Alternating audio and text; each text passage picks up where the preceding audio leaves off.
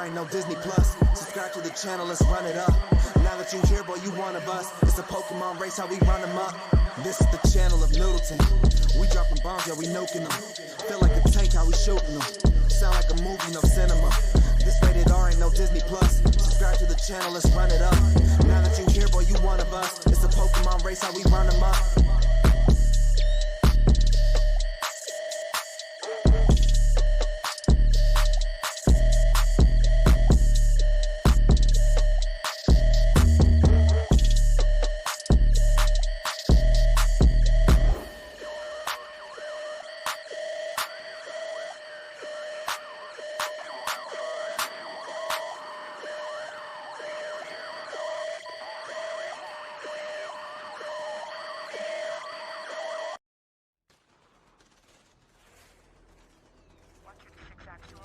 Target is in the main house.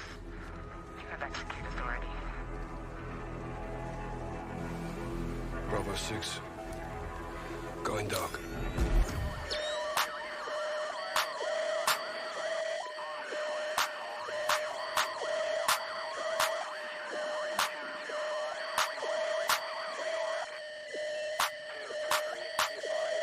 This is the channel of Noodleten.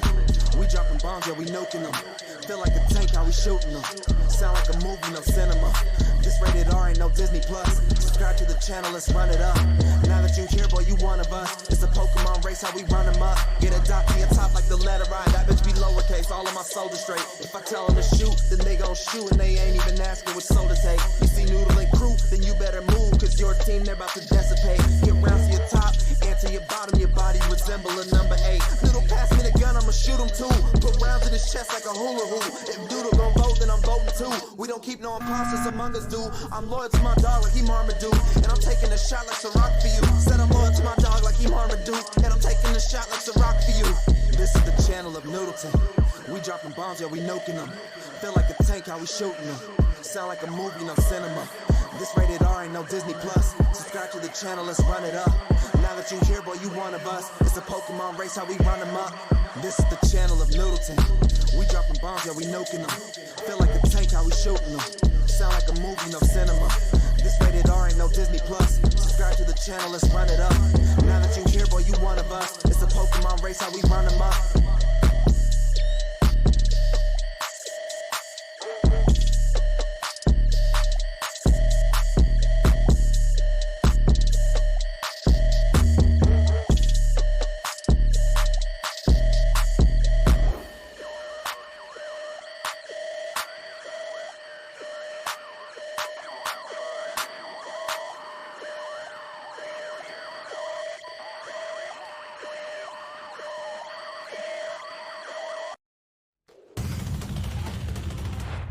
Dudes. So we here today for the MapFights 4th of July BlowOut tournament finals. I am joined today with Samurai on our commentary. Yo. We're going to start off in our loser bracket with SW versus US Can. The winner of that will move on to the last stage in the losers bracket. So we'll do this. Then we'll move up to the standard bracket where JYM faces CDN, right? Yes, sir. Yep. And then the loser of that will drop down to face the winner of this match. And then the winner of that match will move on to face the winner in the standard bracket for the actual final. We're going to be starting off at tier 8 for US Can versus SW. We'll move on up to the standard bracket, and that's going to be tier 9. And then when we go back down to the losers bracket, it'll be back to tier 9. And then for the finals, we're going to be up at tier 10. It's all going to be 10v10 encounter battle, random map. So no team has the ability to know what map they're getting. So that's been the cool factor about this whole tournament.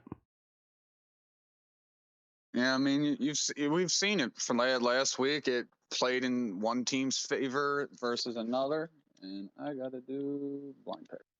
There we go. Now we're good. All right, then looks like USCAN's got 9 and SW's got 9, so they've got about 7 minutes to get all 10 people in here to or confirm that they're gonna go down. Yep. So we got a little bit of time for them to get them in here and get going. I know last weekend when we did the first half of the tournament, everything ran smooth. All the teams did a phenomenal job. Samurai you put together a great tournament, and it's ran perfect from the very get go. Yeah, that's a good thing. I mean, the teams made it run perfectly. Everybody just kept piling it, and battles were continuous, which was very, very good. That's the big thing. I mean, SW did surprise. I mean, they went forward down 2 and then down 1. I mean, the first round, they got 3-0'd, and then in the loser bracket, they ended up playing down and then 3-0 to knock Arid out. Yeah, yeah, SW man, they put on, in my opinion, the MVP performance of last weekend. Play down a couple of players, go to the loser bracket, then play down again and 3-0, and come back. So they definitely are the team to watch for me. I liked what I seen. I thought the team play was great. I thought it looked like they had great communication. The rotations were on par. They were focus firing. I loved everything I seen out of SW. So they're definitely my team to watch. I'm excited to watch them. I mean, it's going to be interesting. I mean, you saw USCAN face JYM. I think they could have won that if they keep the mistakes to a minimum. They might actually be able to upset SW and go in and upset in the loser bracket and go to the finals themselves, and possibly even upset either JYM or CDN. Yeah, that's the other thing. The winner of this has to move on to face, the loser of JYM versus CDN. Both two really tough teams. Um, But I'm it's going to excited be the. I'm excited because if USCAN wins and JYM loses, we're going to see a rematch of the first round. As W wins and CDN loses, we're going to see a rematch. So either way, it's a possibility of a rematch between the first round teams. for sure. Both teams look like they have 9 in here so far. So we're waiting on both Just teams one to get and one more one. player. Yep. Yep, that's it. It's going to be interesting in counter battles, tier 8s, and looks like USCAN is going to be the first one to get their 10th guy. Yeah, and I know there was a little, worry on USCAN side today about being able to produce their 10 players. I guess they're based out of Canada, and Canada's dealing with a lot of internet outages and power outages. So they were concerned with that. Looks like they were able to get their 10th though.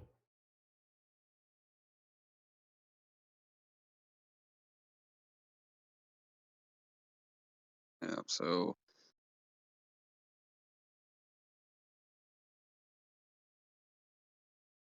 Now SW, they played with 9 last weekend, so we may yeah, very they well play. just see a nine out of them again. It's quite possible. I mean, but they performed like they were playing with 10. They played very well against Arid in the first battle. They were picking the tanks to kill. That was the big factor for them, is they ninny pick through the tanks that they needed to eliminate to have a shot.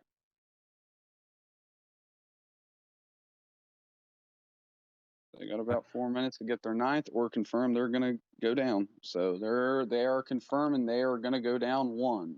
Okay, so they had 4 minutes to get a 9th player, but they've chosen to confirm that they're just going to play short 1.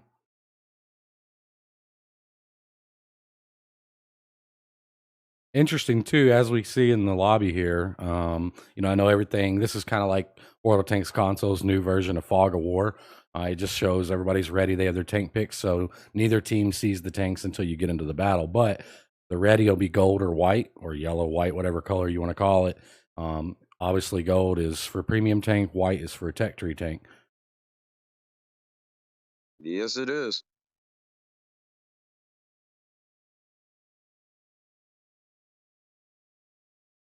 Just want to make sure he's going to confirm that for me. He did say SW here after I gave him the 4 minutes, so I want to just make sure he's confirming that he's going to go down that one player.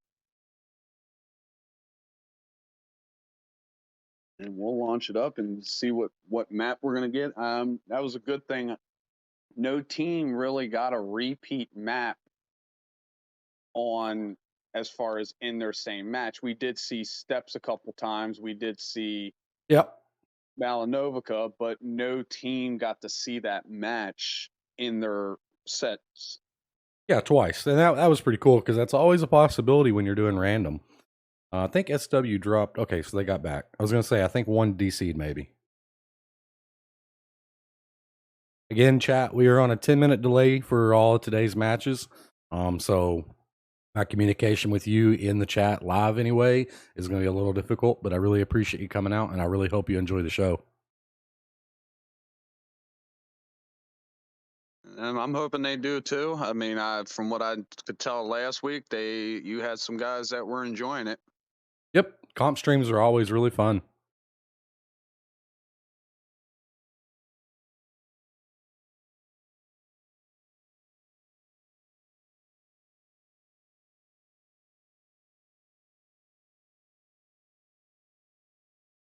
And they go. We'll give them that minute.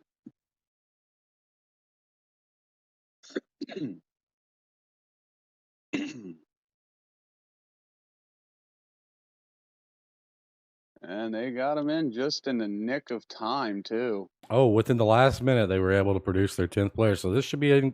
I'm excited. I'm excited. We get to see 2 full teams, and it's the first time in the whole tournament we've seen SW with their full 10-man. Yep. I just got to make sure I kick this guy. That way we don't have a rando messing up the stream or messing up all the ready.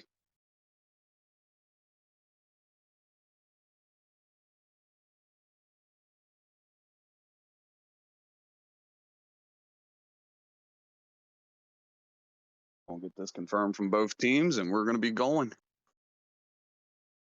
Sweet. All right, chat. Let's get. Oh, wait. We got a last minute tank change real quick. All right. Let's get ready to tank, guys. Let's have some fun. Let's see what map we get. Himmelsdorf.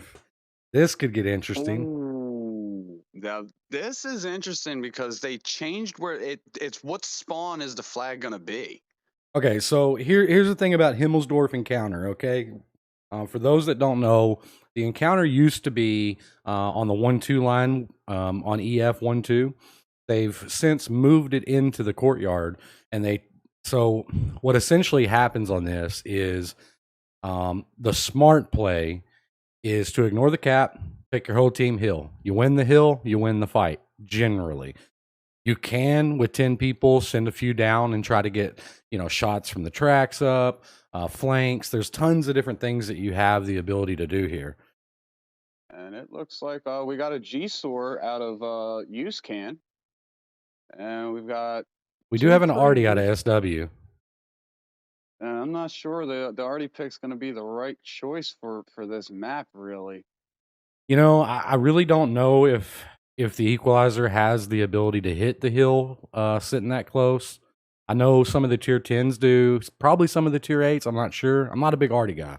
But if he can hit it. UseCan is full sending hill with everything they got while SW sending their light tank out.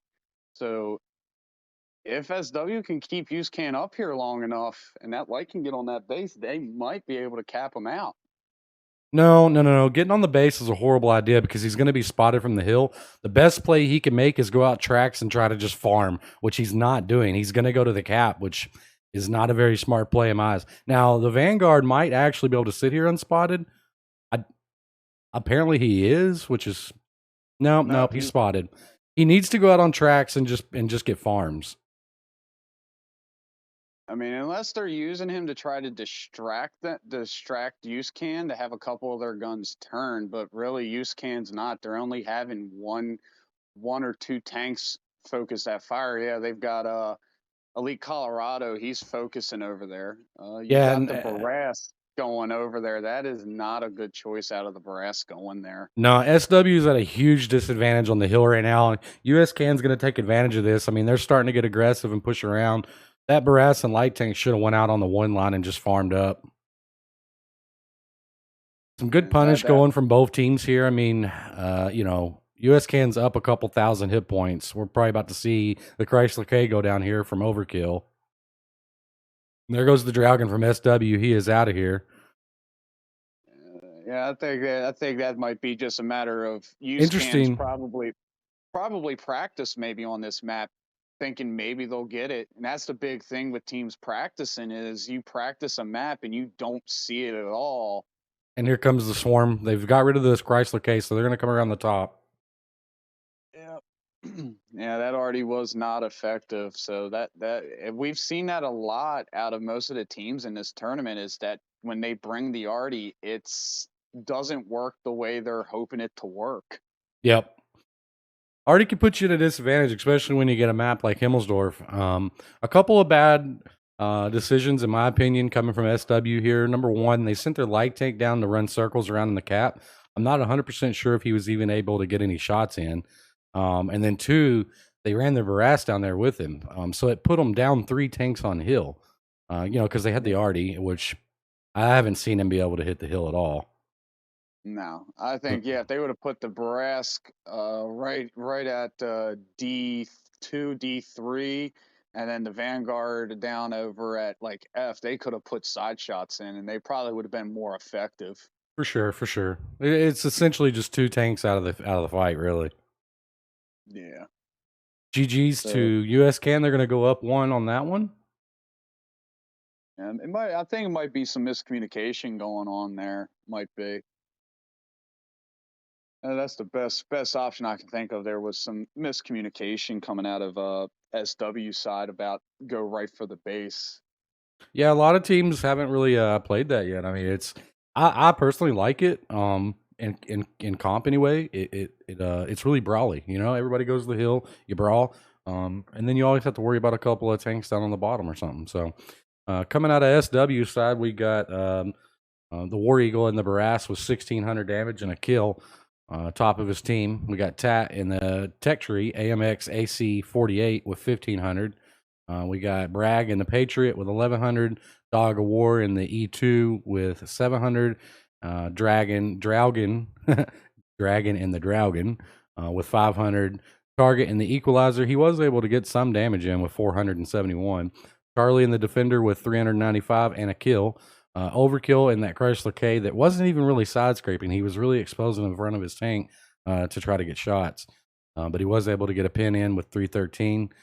Split Slayer in the ELC even 90, the light tank that was running circles on the cap. He was able to get a shot in, 295. And then Black down on the Patton with 200 damage. On USCAN side, we actually did get to see the G-Sor actually show what it can do. We've seen teams play it, but USCAN really utilized it. 2,104 damage out of Cloutrix with 1 kill. We've got Goop Luke in the Carnarvon doing 1666.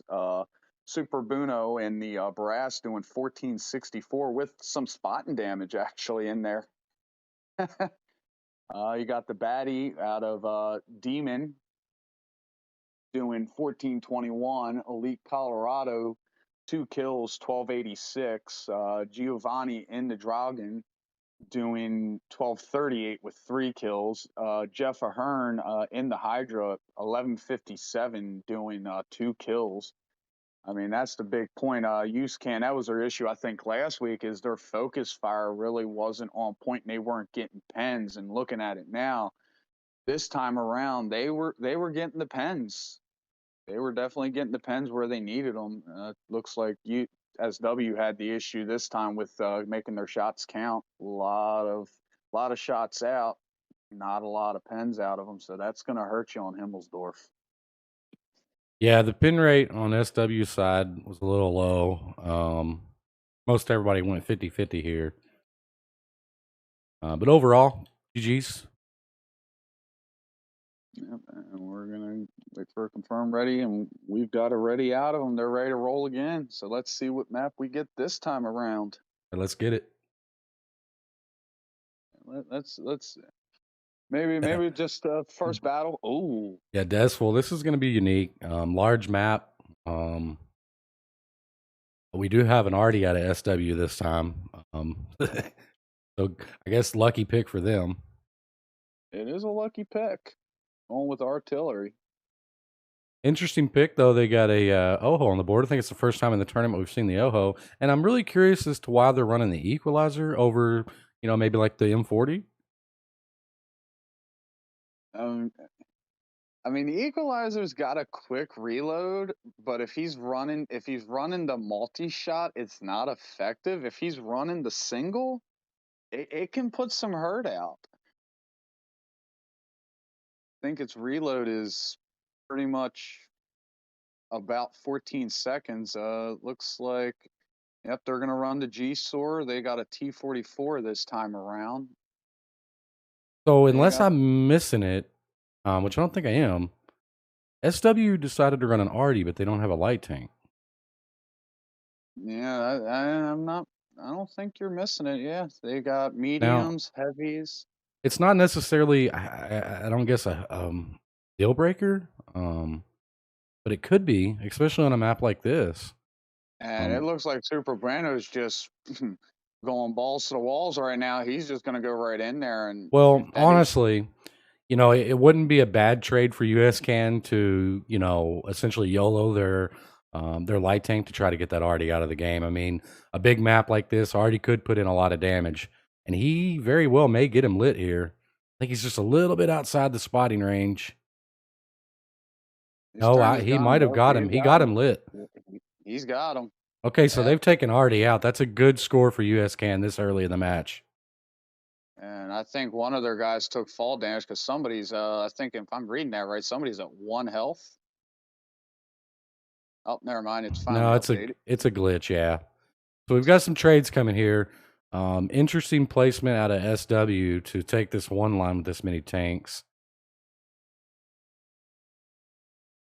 They're getting punished kind of hard for some here, but they did get a couple of return shots in the Draugen. I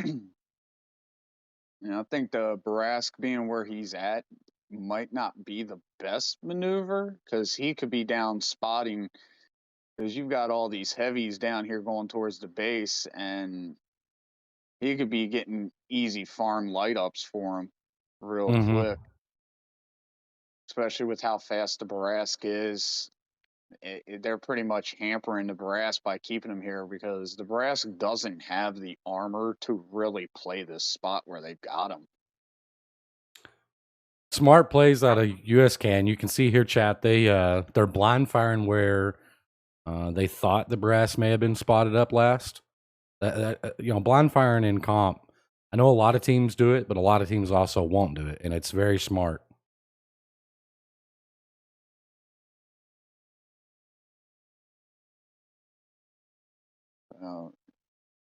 I'm not sure what SW is USCAN's doing. making a they're kind of camping back there a little bit. I think they thought you know, USCAN was going to full send that side, but they're completely wrong. I mean, USCAN's making a huge play with all their heavies here on the cap. They're going to be in a fairly good position once they get set up here, especially if they wrap a couple of tanks around the left. I don't think that AMX can. Yeah, the AMX can't spot anything with where he's at, so they're going to be able. And this poor heavy, the Scourge right here, is about to run into a world of hurt because he's out here because they've pulled USCAN's pretty much pulled everything back and sent them into the city now, and SW's still sitting there playing with one medium. Yeah, they've got a TD that's going to try to wrap around and maybe get a couple of resets here, but he's going to get hit pretty good here. Yeah, Scourge is about to go down. Scourge just got obliterated. That's the big thing with this map when on encounter, in my personal opinion, is forget the one line. You take the city and you can pretty much you can farm either side. Okay, so the AMX, he was able to get a couple of resets, but like I said, he got lit up. Yeah, the Dragon pretty much lit up. Yeah, he's a one shot. He'll turn this corner and die. Probably to the Hydra here. He's not going to be able to get a reset. Oh, he bounced a shot on him. Yep, nice. But he's about to get. Yep, he just got shot in the back end by the Evan 90. So now SW's just been filtered into a kill box, basically. I mean, they tried to get to the cap as fast as they could. They had to. I mean, the cap was down to 15 seconds. USCAN hold city. They have shots on them for days here. Yeah, that's my view on it. Is if for Desful, the city wins it for you, and USCAN played it smart. They tricked SW into thinking that hey, they're full sending it right up the one line, and SW pulled tanks back. And once USCAN realized they weren't moving, USCAN just left one tank back and filtered everything else into the city to create that kill box. Yeah, it was really And it weird out worked. of SW to see them do that, knowing that the encounter was so far away. I mean, you've got to know that, especially with a 10v10, you've got to know that your enemy is sending tanks around that side of the map. You know what I mean? I know the light tank caught them off guard and it and killed their artillery, which really kind of threw their game plan out the window. But they kind of stacked up. Well, they didn't just kind of, they did. They stacked up back there in their spawn and they held it essentially until the cap started getting pushed. That was just the mistake that they made in my eyes. They had to get somebody going around, or multiple people going around to that cap. So And over the on problem SW, was they were oh, go ahead. their problem was they had very slow tanks, not the For fastest sure, tanks. So you had to OHO. I mean, that should have been getting full sent into the middle right off the rip. for sure. So over on SW side, we got Bragg and the Patriot with 900 damage. Tat in the AMX that got a couple of cap resets with 800 damage. Dog of War in the E2 with 700. We got War Eagle in the Barras with 600. We got Black in the Pershing with 476. Got Dragon in the Draugen again with 300. And then zeros from there on split in the Oho, Overkill in the Scourge, Charlie in the Defender, and Target in the Equalizer. And he got annihilated. You've got Elite Colorado, 2,231. You've got Giovanni in the Dragon as well, 2,218. You've got the T4 Demon in the T44, 2,000. You've got Risliney in the Hydra, 1,332 with a kill. You've got Galtrix in the GSOR, 1058 with a kill. And Alice 1190, basically, I'm going to say MVP for being able to just push in there and get rid of that artillery, because that really allowed USCAN to just sit back, not worry about anything, and just play the long game with SW.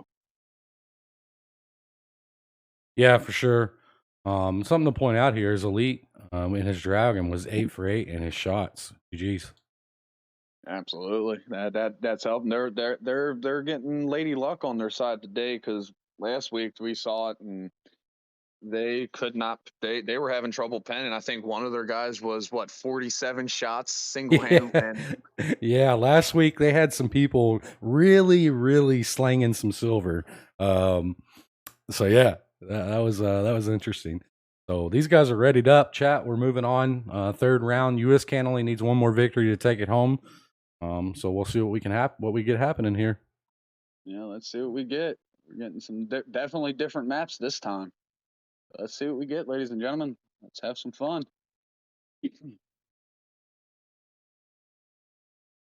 Highway. I think we saw this map once last week, right, Noodle? I think. No, I don't remember Highway being pulled last week, honestly. I could be wrong. No, it was. It was the KFM1 USCAN fight. Okay, yeah. Well, essentially, chat, what needs to happen is, you've got the cap in the city. Go city. Raw city. Maybe leave a couple of tanks back. Maybe send a couple of tanks on the flank. But you got to take that city. You own that city. You get hold down in that city. You brawl in that city. You win the map. It looks like, again, USCAN pretty much the staple for the teams sticking with the same lineup. No artillery out of both teams this time. Yeah, I think SW said, okay, we need to win this. So I think they dropped it. What did they drop it for? Yeah, I'm seeing a GSOR on SW. I'm seeing a King Dragon. So I'm also noticing, when you're spectating, the blue team has blue tank, or green team has blue tanks. The skin tanks are actually still colored.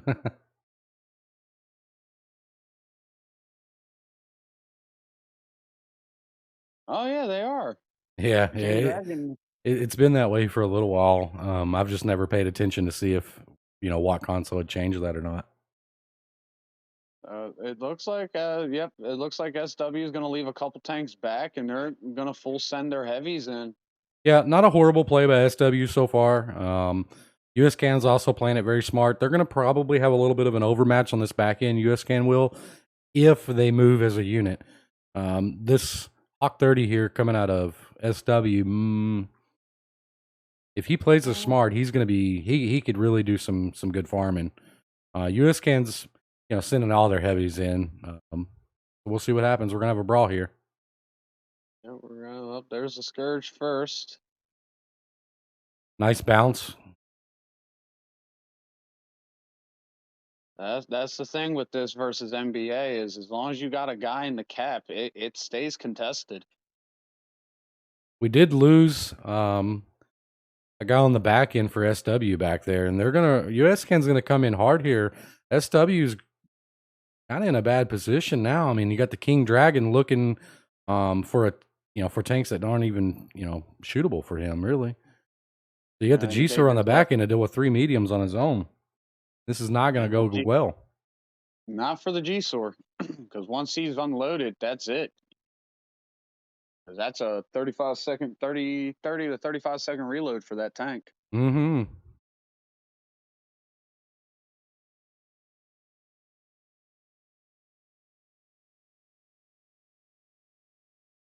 And then the G-Sor is really not in a position to be able to really use its turret to bounce. So yeah, he's going to go out there. SW's light tank's going to be in a bad spot here too. He's starting to get mixed up with a few tanks. SW's going to have to get really aggressive in this city and clean this up real fast if they've got any shot here.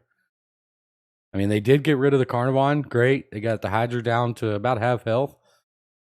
They got the E2 back here. I mean, he's lost all of his. They're going to have to get aggressive here if they're going to pull this off. And they are. I mean, they're pushing in. They've got the overmatch on this back side here. They're going to have to take it. There we go. We got the Hydra out. They're just going to have to full send it. They got to focus them shots. That's the big thing. If they can focus these tanks out. Eradicator's about to go down. Yep. They got the Eradicator out. Now they need to group up. Yep. Next target they got to definitely worry about is that 50. They can get rid of that 50. But that's the thing now. They're going to start taking butt shots. Hydra's a 1 shot. Bounce out of the Skoda here. 2 bounces out of the Skoda. Not good. Skoda's ammo racked. US Can's back end's now catching up, and they're coming into the city. They're gonna start getting some flanking shots going here. They're gonna have to get this 50 deleted if they got a shot.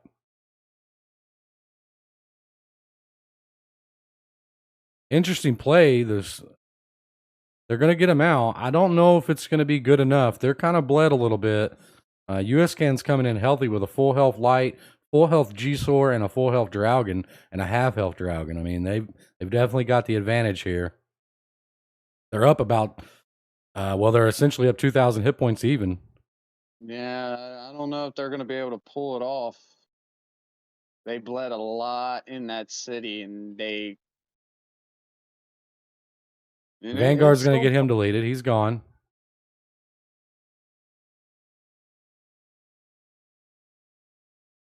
And all that's left now is the Scourge right now. Patriot might get the T-44 out, but he's a 1 shot, and he's got to deal with a full health Draugen. I mean, it's just a numbers game now. The Vanguard's got the heavy all kinds of twisted up here. Might get a shot on him here. Okay, and he missed. Well played. Well played. They were able to clean the Patriot up and then on to the next guy. So GG's the US Can. I mean, that was a little better performance out of SW there. Essentially they just lost the back end, and they wasn't as aggressive fast enough in the city. They had the overmatch a little bit. They should have been a little more aggressive, and they probably could have come out on top there. But GG's to US Can. They played that very well, and they're going to take the round, and they're going to progress in the losers bracket. So over on SW side, We got Tat in the TD AC 48 with 1900 and a kill. We got Target in the Skoda T56, 1800. Dog of War in the T54E2 with 1700.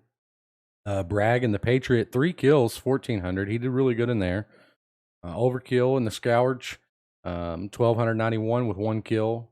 Dragon, also in it, with 960 and a kill. War Eagle in the Light Tank, 700 damage. Blitzlayer, G-Sor, he was the one in the back end, kind of got left alone. He was able to get 2 pins out of that, 600 damage. And then Black and Charlie rounded it out with 0. Give me 1 second. I will go down on to the use can side, just changing the room up a little real quick.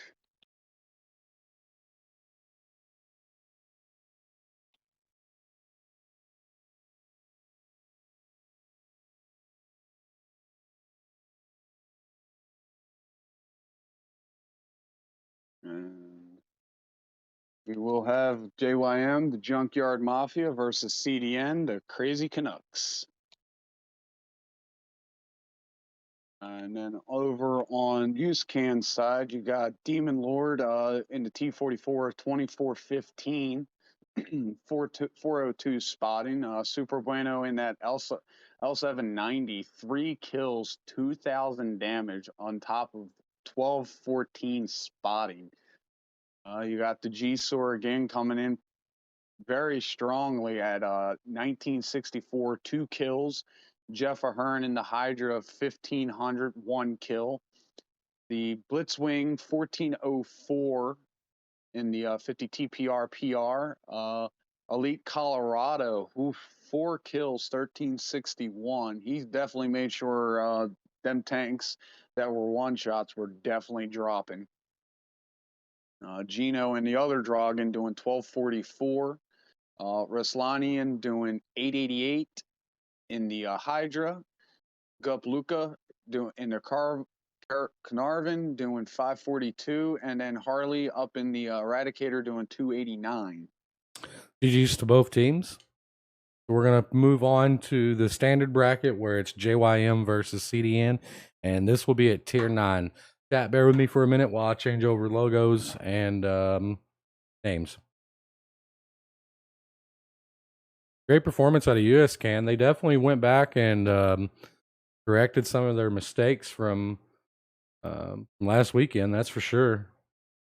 They definitely did. They that's the big thing I'm seeing out of their spread this week is they're making their shots count this time. They're also focus and fire. That's the big thing that they were lacking last week was the focus fire was not on point. Yeah, very true. They did a good job today. Yep. So use Cam will sit and wait and see who they will be facing. I'm going. I mean, this is going to be I think a true blue. If CDN shows up with their strong players like they did last week, and their focus fire is on point like it was, I think JYM versus CDN is going to be a strong battle because both teams are very good at not making mistakes, correcting them as they go. So it's going to be interesting.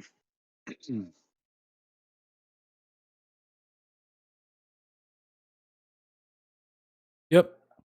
So JYM's coming in early here, and we should start getting some CDN players in as well. Both teams are usually pretty good about getting in the lobby, getting tanks picks, and getting in the game. Of course, the loser of this will progress to face USCAN for the finals in the loser bracket. Winner of this will move on to the finals of the overall tournament to face the winner in the loser bracket against USCAN.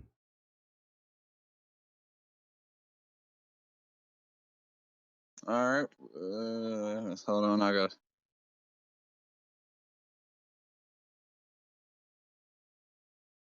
I've got a bunch of JYM guys, so just a little bit of confusion on the room.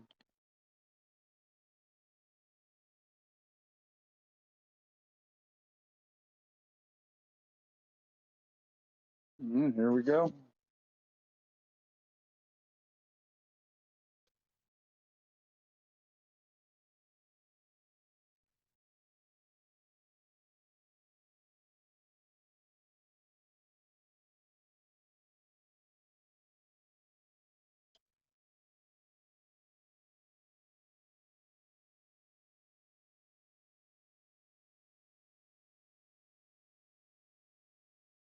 I ain't even gonna bother with these little randos because they're just gonna keep coming back.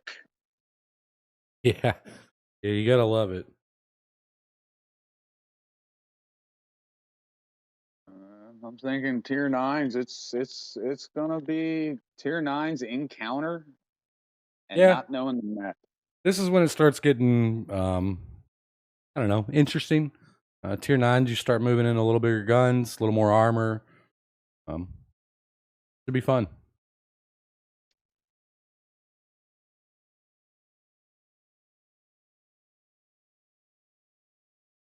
Yeah, you do definitely start moving into a little bit more beefy armor. The thing I like most about it, though, is when you get up to tier 9 and 10, well, maybe not so much 10s, but 9s, you see a lot less premium tanks played and a lot more tech tree tanks. Oh, absolutely.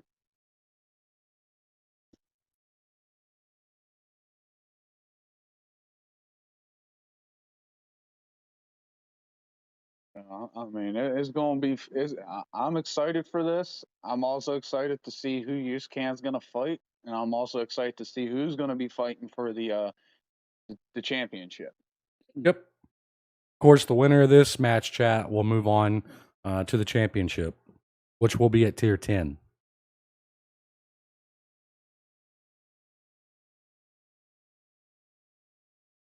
Last year's tourney, I sat there and I picked out maps that would be fought on. I even did tiebreaker maps, and this year I just decided to say, you know what? I ain't gonna let nobody get prepared. You all gonna have to wing it this year. Yeah, it's a cool concept. Of course, JYM, for those of y'all that do not know, is the returning champions from last year. Yes, they are. The last year they ended up having two teams participate, and one of their teams was able to make it all the way. Nice.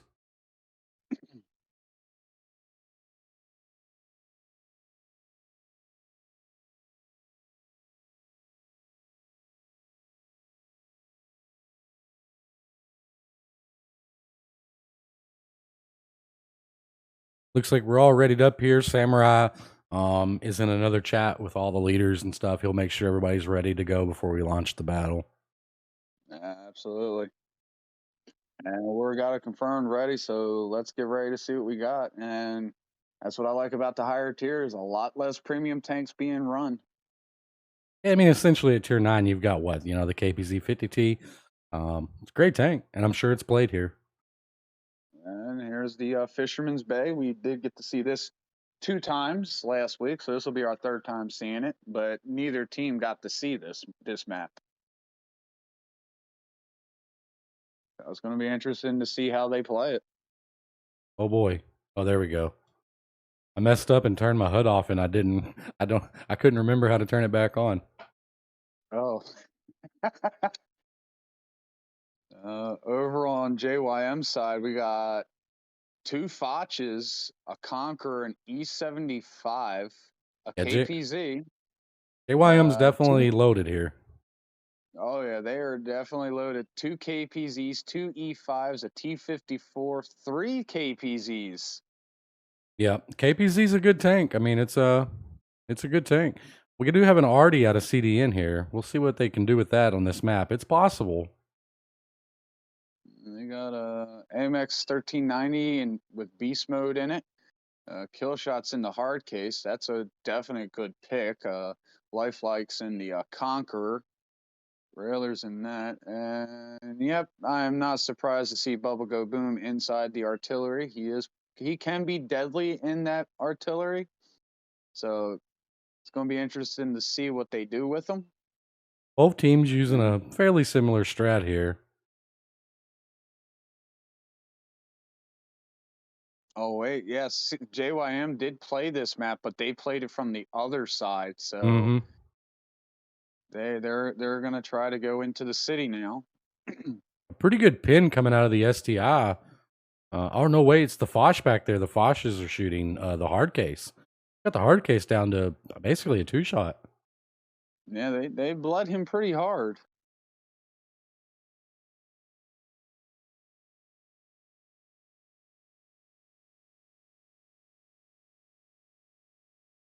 Nice He return. definitely.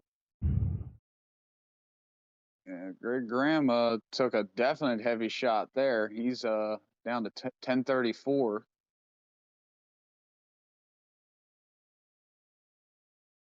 No, they do have the E75 there. Took a little shot. So CDN hasn't been able to use the hard case like it's supposed to be used or meant to be used. And he's just been getting punished for it, and he's out of here.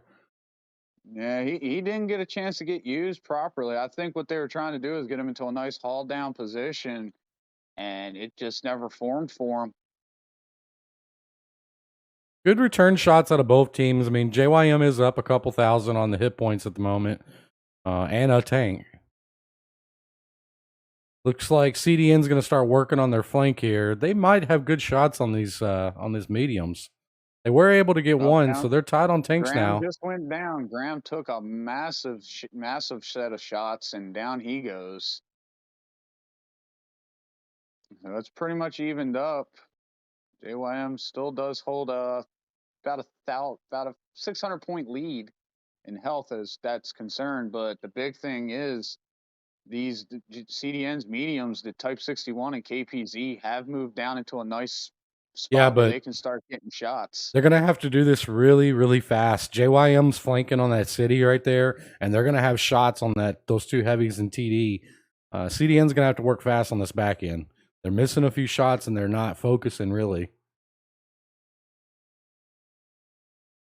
And that's the big thing at KPZ. They're pinging on the Conqueror now. I think that's a bad choice. I think they should have focused at KPZ and get Simon I out. Yeah, these guys down in the city, they have the Conqueror down to a 1-shot, and the T-30's gone. That back end for CDN needed to work a little faster. It's just not going to work out for them on that. No, and I don't know. I haven't paid attention. I don't know if the artillery's really has been able to do the game changer performance that they were hoping for. Light tank took a shot on his retreat out. CDN still got their mediums tied up back here from just one light tank. They are full health. I mean, they are up hit points. They could pull this off. They could. I mean, a lot of the only really healthy tank really is going to be the ones that went into the city, and Chaffee Steam here in the E75. And then the two Foches, they're the most healthy tanks. Well, here's one of the issues, though. The medium went up and started a brawl with the light tank, but he's doing it alone. His other medium stayed back behind him and was trying to get shots on the city. This KPZ's been taken from full health down to a 2-shot. He's now ammo racked. I mean, he's getting completely circled by this light tank. This Type 61 is really just, let us KPZ die for free. Yeah, he's gonna come over now, but little too late. He was able to get the kill. CDN's still up hit points. We'll see, and they are now up another tank. We'll see if they're able to pull this in. They do still have their light tank, so that puts them at a little bit of advantage. Their mediums are going to have to get back into the game, though. They're way out. Yeah, they are way out, and the Foches are just they're gonna eliminate that. They're gonna be able to eliminate that artillery now. Yeah, and the Artie, I don't think even knows that they're coming, man. Okay, maybe they just got spotted. He's looking. Yeah, but they can afford to take a couple shots. That's the big thing. They can afford to lose some health. I mean, they're very, very healthy. Yeah, Artie missed his shotgun. Is this TD back here set up to get punished? I think. Okay, so he is. He's got to really get some punish in here.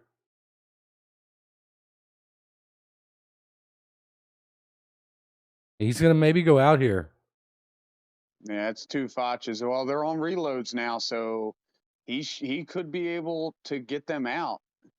JYM was able to bring back the damage, and they are now up a tank. They're gonna get this waffle out, this mini waffle. He's gonna get shot from the heavies on the left, or should. Now this is where the mediums just need to haul Yeah, it. he and missed get his in there, shot. 'cause you're not gonna be able to pen that. Oh, He was able to get that one, so they did get one Foch out. This Foch is gonna be going on a reload soon.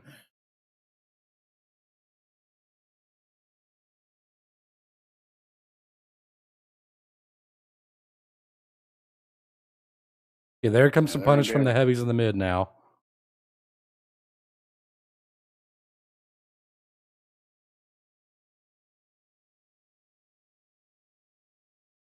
Okay, good punish from the heavies in the mid from JYM. They've now got the KPZ and the Type 61 down to a pretty much a 1, yeah. And the Foch is reloaded now. Yep, there KPZ's goes the out. KPZ. I mean, I don't know why he didn't shoot at the Foch here. Okay, he got the Foch. I mean, he could clean this up. He's going to have a lot of luck on his side here. Yeah, he's gonna have to pen both shots and bounce at least one. No. No, but he opted for the Ram. The E75 took the Ram for the win. Close game. Both teams played really well. I think what really cost them there is CDN took a lot of time on that back end with their two mediums. And then the KPZ went in on the light tank alone. The Type 61 kind of just, I mean, they gave up half that guy's, or no, 3/4 of that guy's health, essentially for free. So I think that was ultimately their major mistake. But GG's to both teams. That was a close one.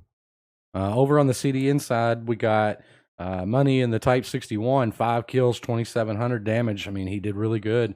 We got Trevi D in the 777 with 2,500 damage. We got Fox in the KPZ, 24. Bubba Go Boom was able to put in a lot of damage. 1 kill, 2,100 damage. So yeah, he was putting shots in, just couldn't see him in spectator mode for some reason. Savage in the mini waff, 3 kills, cleaning things up, 2,000 damage. Lifelike in the conch, 1,500. Soul in the conch with 1,400. Railer in the T30 with 1,434. Beast in that light tank, he did get some spots, so he did okay. 1,493. And Killshot in that hard case that was just kind of out in the open and got bled hard to the Foches early with 300. Yeah, he did get bled hard. Over on JYM side, not a surprise, the two Foches taking top. Terminator in the first Foch at 45.75 with 2 kills. SFX Forza 32.18 with 4 kills. Terrible Ducky rocking it out in that E75 with 26.78 with 3 kills. Wolverine definitely kept himself alive and in the game. Definitely provided a good assist for his team. Took some pressure off of some of their guys, doing 15.97. Chaffee Steam in the other E75 13.34 with 12.40 spot and assist. So he definitely provided some eyes where the light tank wasn't able to. Rasani in the Conqueror doing 11.50, and Melano 646, 754 with a kill. And the KPZs on JYM side, not very effective. Simon I doing 644, and then you got Phantom goose eggs across, and then Great Graham with a goose egg up until the assisted damage. Yeah, I mean, what happened to them is they got up in the middle. They were kind of taking shots from the heavies. Then they started taking shots in the butt from the mediums. They were caught in a crossfire, so nothing out of the ordinary on the scoreboard for what we witnessed. Nah, not at all. That was a good match. I mean, Yep. that was oof. Well played to both teams. JYM will go up 1, and we'll move on to our next map. Yep, just gonna wait on a confirm ready out of CDN. We'll be good to go.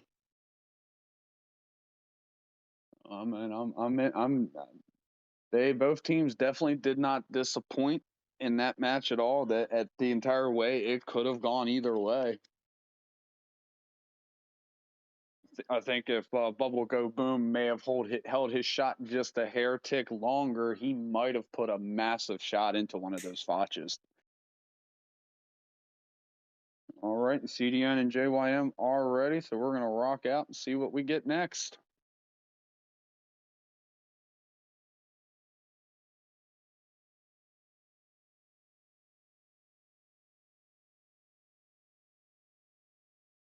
Ooh, we got Vineyards. Noodle, what you think of this one?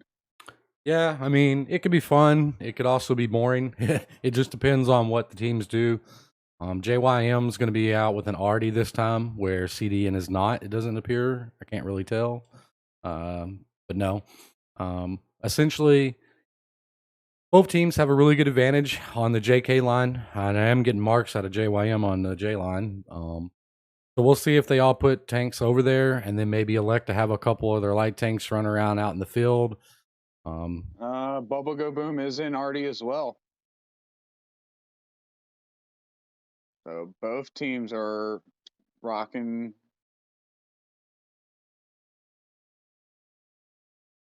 No. Yep. CDN's rocking an artillery again. Oh, I said that backwards at the beginning. It's CDN with an Artie, not JYM. I'm sorry. You're good. It looks like JYM's electing to kind of have a tank kind of stall back a little bit, as looks like they're gonna full send into the cap. Yeah, both Kinda teams looks are like doing the typical thing. I myself personally like to send a couple of tanks out in the field. They could really, especially a light tank or a medium, they could really sit out there unspotted the whole game and just farm.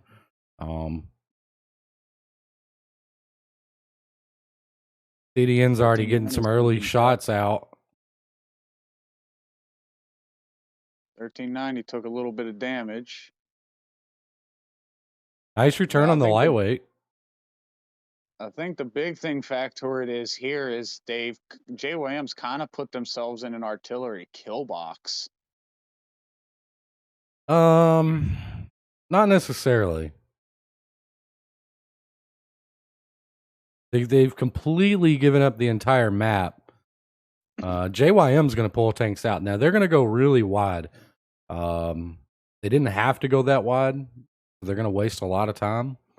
But they're gonna eventually get on the back end and have flank shots, which could turn out to be devastating. The MX 1390 is gonna pop up there. Ooh, he takes a massive hit. But yeah, but it was worth it. I mean, he got the spots for the team, and now JYM's gonna get punished for it. Now this is where Artie could come into play, especially if he lights those Foch.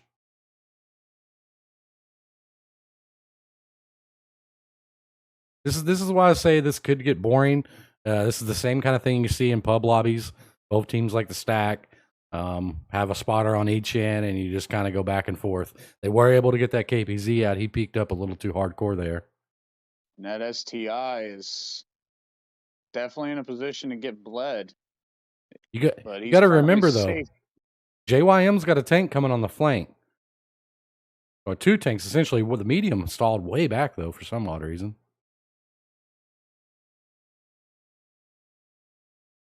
If they mess up and lose this light tank, though, they're going to be in trouble. Yeah, they're going to lose their eyes big time, meaning CDN. Oh, the T-54 is a one-shot. Oh, good punish from CDN. Oof, they took out the light tank, so that could be problematic because the KPZ is going to lose his eyes shortly. So we got CDN up a couple of tanks already and a few thousand hit points. And they've got their STI down to a 1. As soon as this 1390 gets reloaded, he's going to take out this. E75 just took a massive shot from the artillery.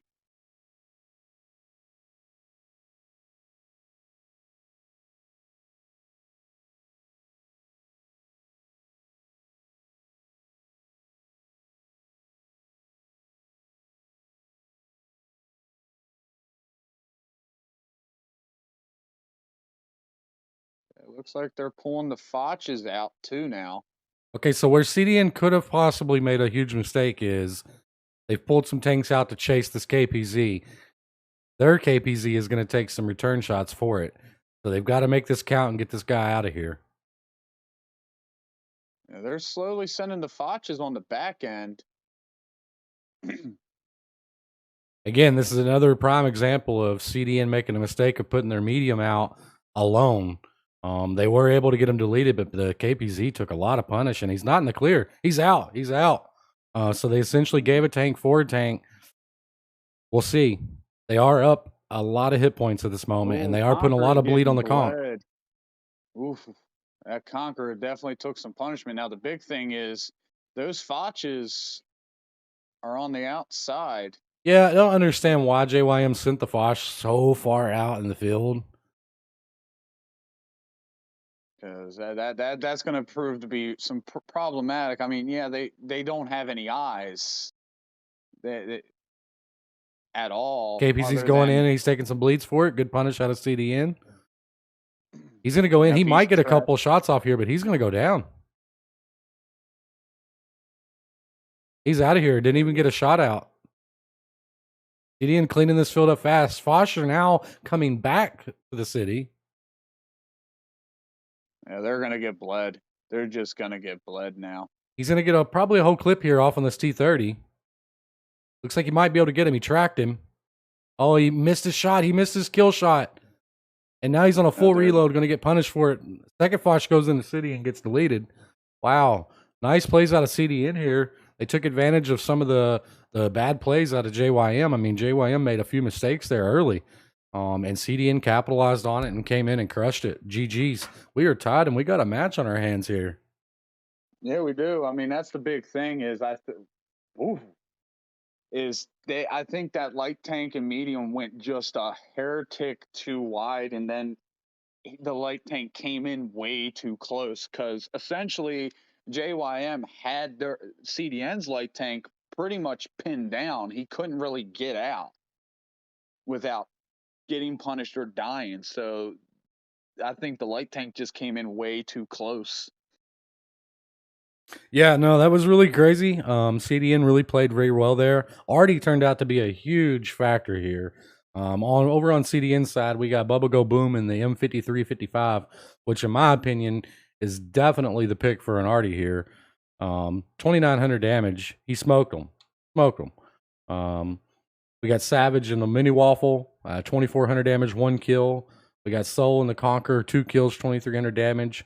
Trevi in the 777, 2 kills, 2,100 assists, though, with a kill. Or, I'm sorry, 2,000 damage with 1 kill. Lifelike in the AE Phase 1, 1 kill, 1,500 damage with 2,700 assists. Kill Shot Conqueror, 2 kills, 1,300 damage. Railer in the T30, 1 kill, 1,200 damage. E-Money in the Type 61 with 1,100 damage. We got Fox in the KPZ. He's the one that kind of ran out. He did get the kill, but he gave his tank up for it. 1,100 damage with a kill. A Beast in the AMX 1390. 3,000 assists. This guy definitely did his job this game. Oh, absolutely. That assist right there helped him. You've got over on JYM, Simon I with 1417 with 1296 spotting. He was basically playing the spotter for that one, it seems like. Terrible Ducky in the E75, 1 kill, 1367, 145 assisted. SFX Forza in the Foch doing 1138. You got Greg Graham in the other KPZ doing 611 with 189 spotting. You've got Chaffee Steam in the other E75 doing 498 with 312 spotting.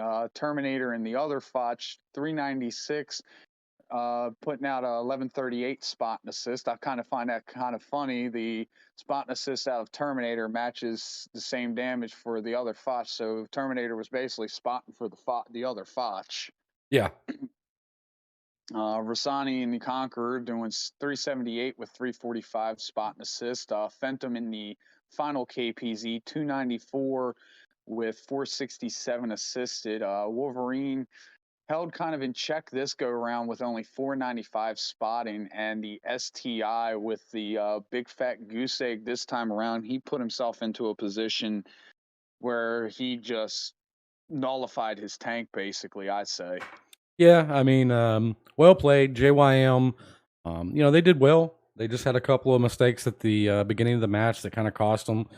CDN really took advantage of that spawn. In my opinion, that spawn's the better spawn.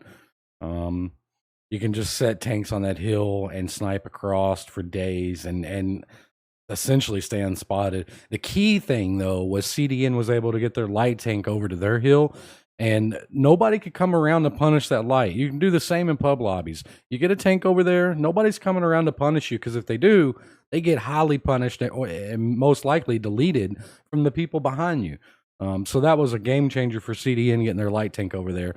A lot of teams would have probably sent him out in the field, and you could do that. You could send a medium over there, you could send a heavy over there, whatever you want. But the light got there fast, so that was crucial for them, and that's what won them the game. GG's to CDN. Absolutely.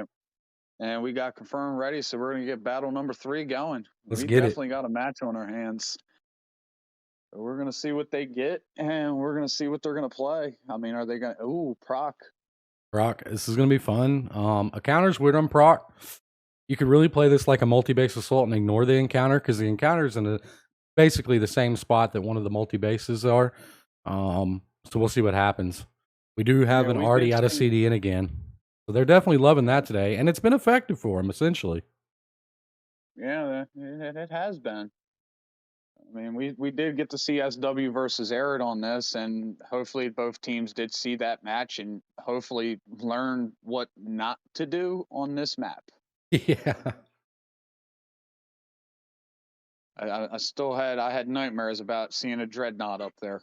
So here's the thing about proc, though, when you get these two spawns and you play an Artie. The other team, okay, so JYM, they can get the Artie spotted very early in the game. Now, they don't have an Artie to counter Artie him, so they're going to have to try to get somebody close enough to get some shots. But it could be worth it if your light tank gets rid of the Artie. Now, what CDN is doing, though, is they're setting up pretty good. They're going to leave some tanks on the one line. They're going to send some tanks to the hill, so it's going to make it very difficult for JYM to do that. Yeah, it is. Looks like they're going to try. It looks like JYM's going to try and get their T10 into that bowl.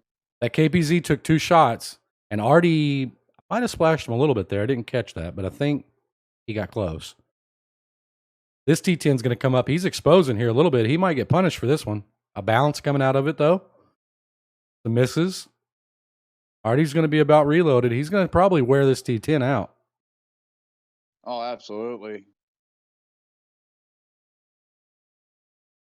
If he lands a good strong shot, he could one-shot this tank. Good punish coming over to the T10. Yep, if Bubba can nail that T10, he is firing AP. So if he can nail it and pen that shot, that T10 is dead. We got a Type 4 moving up. If he gets lit here, which I think he did, you talk about an Artie target for days. See, CDN's got a huge advantage here. They know they have an Artie. They know JYM doesn't. They're going to play very passive. And it's worked. Oh, Conquer took a fat hit from Artie, man. Oh, yeah, that's the thing. Bubba's using those AP shells out of the Artie, not the HE. So he lands a shot. It's a dual-edged sword with the Good trades. AP shell. So what JYM's going to have to do here to kind of clean this up is their 890 line, they're going to have to get aggressive and push, which they are. They've got the KPZ down to a one-shot. They're going to have to get this line cleaned out on this side of tracks and try to get flanking shots. There's some good punish coming out from both sides here. JYM's up on hit points. I mean, they've got a guy down, their KPZ's, he's down to 50 health or 110 health. I'm sorry. And that's the thing. It's now where does the big thing for the Artie is where is he going to focus? Is he going to focus over 9-0? Yep, he's starting to focus on the 9-0 line. And he did hit the Foch.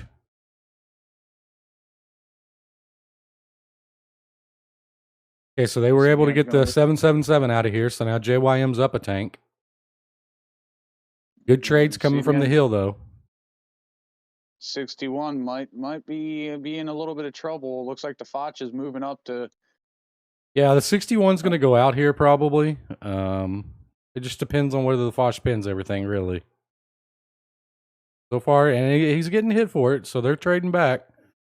They lost their tank. Already hit him. Another tank down on the bottom hit him. One bounce coming in. Another bounce coming in. They really needed to pin those 2 kill shots. Now they're going to lose the spots on the hill. The Conqueror down on the bottom, he can maybe get this E75 spotted here, but he's going to get deleted fast. I mean, he's lost all of his cover. Yeah, he's gonna. Yep, Completely. He goes down.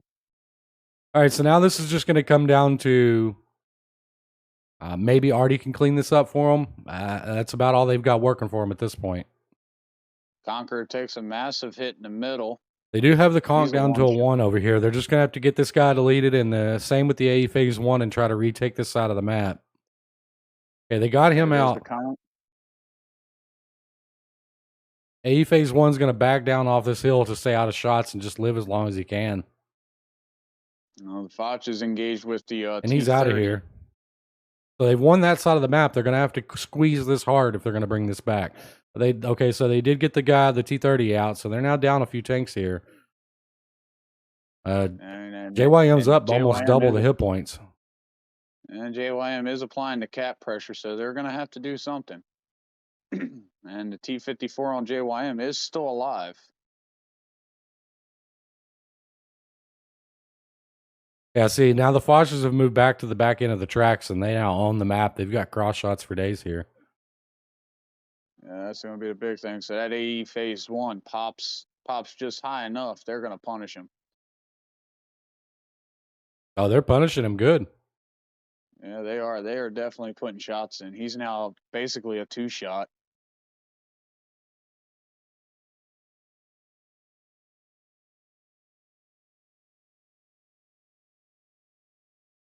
And that's pretty much all JYM's got to do now is just sit here, hold the map control, or push in. It's their choice. Because they got that one guy on the base. Well, they're don't gonna have much to worry about. Yeah, they're gonna leave him on the base, and they're gonna get a little aggressive here with these 2 Foch. Or I'm sorry, the Foch and the 75. The other Foch is over here running for. Well, he was gonna go for Artie. He's gonna stop and take some shots now. He's gonna get these guys cleaned up.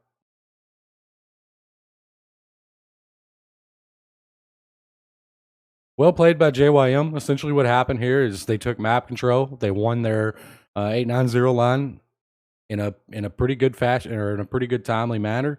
And then they were able to, take the backside of tracks, get butt shots on all the guys that were out in the field. They did well.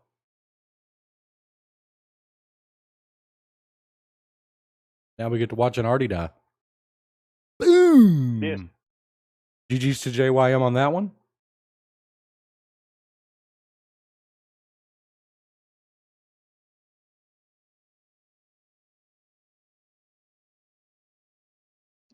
GG's right there. All right, over on CD Inside, we got Soul and the Conqueror, 2,600 damage. Bubba Go Boom in the M5355, 2 kills, 2,200 damage. He had a couple of good shots there. Lifelike in the AE Phase 1, 1,500 damage with 1,400 assists. E-Money in the Type 61 with 1,100 damage. Savage in the Mini Waffle with 1,100 damage. Railer in the T-30 with 732. Beast in the 1390. He was doing his job, man. 3 kills, 600 damage, 2,000 assists. Trevi D in the 777 with 400 damage. Kill Shot in the Conqueror with 400 damage. And Fox rounding it out in the KPZ with 300 damage. Not a surprise. Basically a remix of the first battle between them. The Foches take top with Forza 4 kills, 5604 with 277 assisted. Terminator with a kill at 1899. Melano 646 thought he would have gotten deleted sooner than what he did. Put in 1773. Ducky in the Type 5, 3 kills, 1527 with 1,007 assisted. Chaffee Steam in the E75, 1 kill, 1435. Simon I in the KPZ with 1262 with a hefty 2,217 spotted. Rossani in the Conqueror 760 with 427 assisted. Wolverine in the T-54 lightweight 738 with 820 assisted. Greg Graham getting a kill in his E75 with 528 with 41 assisted. And Fenton in the AE phase 1, 374 with 98. Yeah, that's pretty much what happened. JYM was able to just completely take control, and they were able to just farm them out. And I mean, let's get a round of applause for Forza here. 5,600 damage and 4 kills with 19 shots fired and 16 pins. I mean, you want to talk about a carry. he put work in. He definitely did. Him and Terminator definitely made up for the Foch's lackluster performance in the last match. Jeff does put JYM up 2-1. CDN's fighting to stay alive, and JYM's fighting to go to the championship right now. So let's see if we're gonna crown a finals here, or if we're gonna have a 5th battle. So they're ready. Let's get it going. JYM needs 1 victory to progress to the finals, and CDN needs 2 victories to progress to the finals. And we've got El Haloof. So El Haloof is one of those maps where, you know, Cap's in corner. It's a great location to just send your team. You can be holed down there. You can get spots from there. You can snipe from there. You do not have to leave tanks and spawn. You can. The corner is a nice spot to be. CDN's electing for the 4th time to bring in artillery. I mean, why not? It seems artillery's been very nice to them so far through this tournament. Yeah, I mean, besides, you know, the Himmelsdorf match, these guys have had perfect maps for Artie. You know, obviously with them running an Artie, they're going to send some tanks out here. JYM's going to look like they're going to do about the same. They're going to send their lightweight out with their 2 Foch, I'm assuming, behind them. Yeah, that's what it looks like. Got the Foches all set up, and JYM's going to send the rest of their team out. So they will have a little bit of an overmatch against CDN's heavies, it's looking like. We got a light tank fight going on down in the middle. So far, the 1390's winning. He's got to be very careful to not peek up and get shot by them Foch. Now he's on a reload. This is not good for him. This is where the lightweight might shine. There's nobody left to punish. Oh, and he took a hit from the Foch. He's going to lose here. They're going to lose his light tank. They got him out. Not good for JYM. They're all missing their shots on this lightweight as well. And this could prove to be very fatal for CDN. They have let JYM take the corner. They're going to have to rely on their Artie to clean this one up, essentially. And very interesting enough, there's a heavy still back in spawn. I'm assuming he got distracted with the light tank. Yeah, it's Trevi D. He must have. He was probably trying to come over to help. The KPZ's come down to play with the light tank. That could be. No, I mean, he's trying to play with the Foches. They're going to have to get that light tank deleted. If they do, they're going to be in a lot better position back there. That they do. They get them gone. But so that takes away. Oh, the Foch is almost down to Terminator's down to a 1-shot, not even. JYM they have a very heavy overmatch up here. CDN's going to hope they're going to have to hope their Artie hits some really big shots. That's the thing. I mean, Artie can sling some shots over here. He can definitely hit these, at least these E75s and the KPZ. The only tank he might not be able to touch is that T10.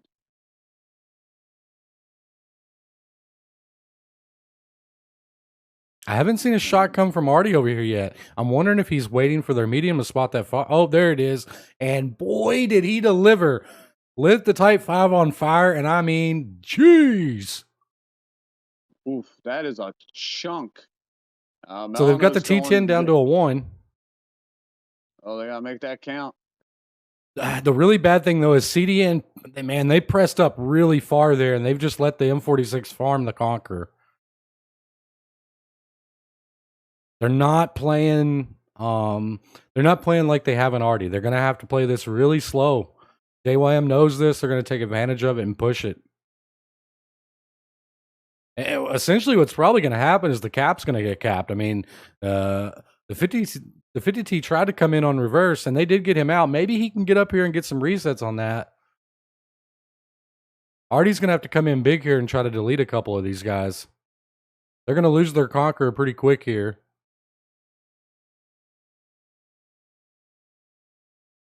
Type 5's down to a semi one shot, but they're about to lose that conch, so that's gonna they had the overmatch. It does look like it's gonna be a cap out for CDN. Yeah, and the KPZ elected to not come up and get a reset. I'm really confused about that. GG's to JYM.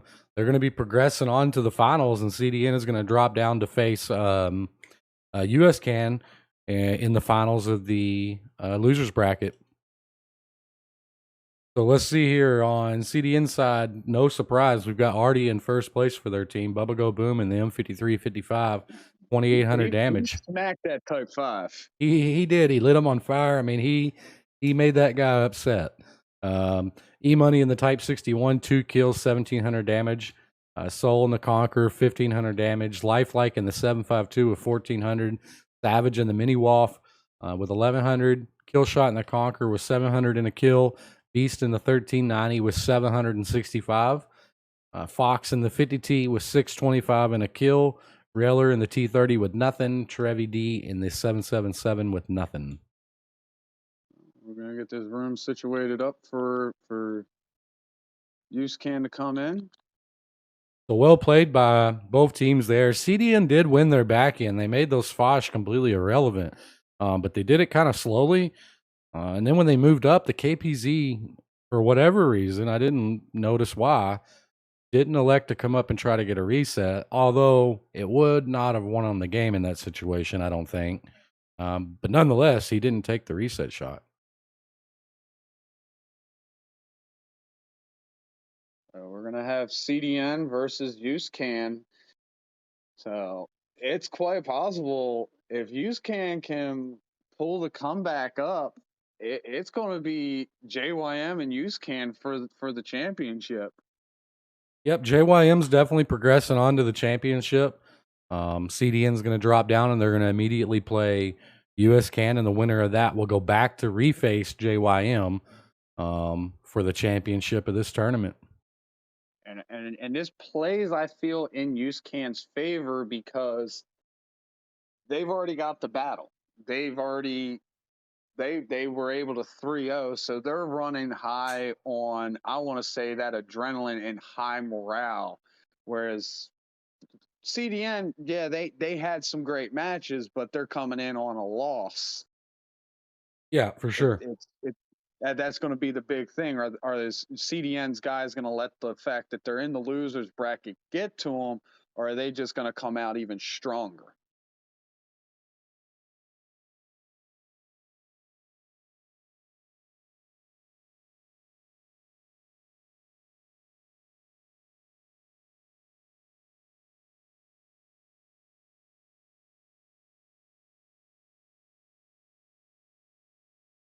And all we're going to wait on is for Use Can to get their last guy in, and we'll lock the room down. This is moving at a brisk pace. We've only been here for about an hour and a half. Yeah, an hour and 13 minutes, and we've already been through 2 complete matches. GG's to all the teams participating.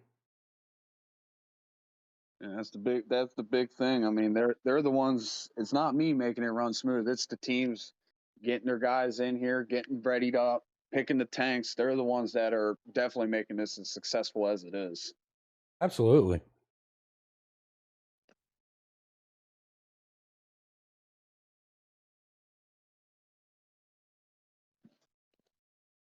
For those of y'all that in chat that are not aware, all these teams have originated from the league MapFights. They run a pretty cool league over there. Samurai Faith is one of the guys that help run that joint. So if you want any info for that, feel free to hit up Samurai. I know there's a few people in the chat. Bubba Go Boom, which is on CDN here. I think he's the creator of MapFights, right? Him, Trevi D, and Great Graham are 3 of the main creators. There you You've go. currently got 2 of them here. I think Trevi's also probably in your chat too. There you go.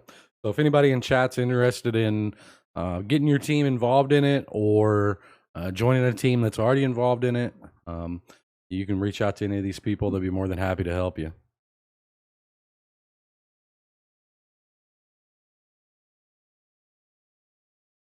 Currently, USCAN's got 6 minutes to get their 10th person in.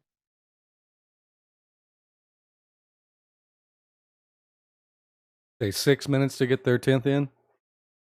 Yep. Good deal. Had 10 to start with. Hopefully, the Canadian internet hasn't done them in. Oh, there's their 10th there. There's Super Bueno now. So going to be interesting.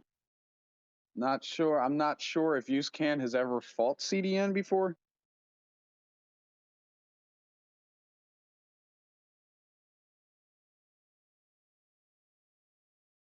So it's going to be interesting. I believe this might be the first time that CDN is facing USCAN and USCAN facing CDN. So it's going to be an interesting matchup. Oh, nice, cool. Now we are still on Tier 9's chat. The finals, the winner of this will go on in the finals to face JYM. That will be at Tier 10.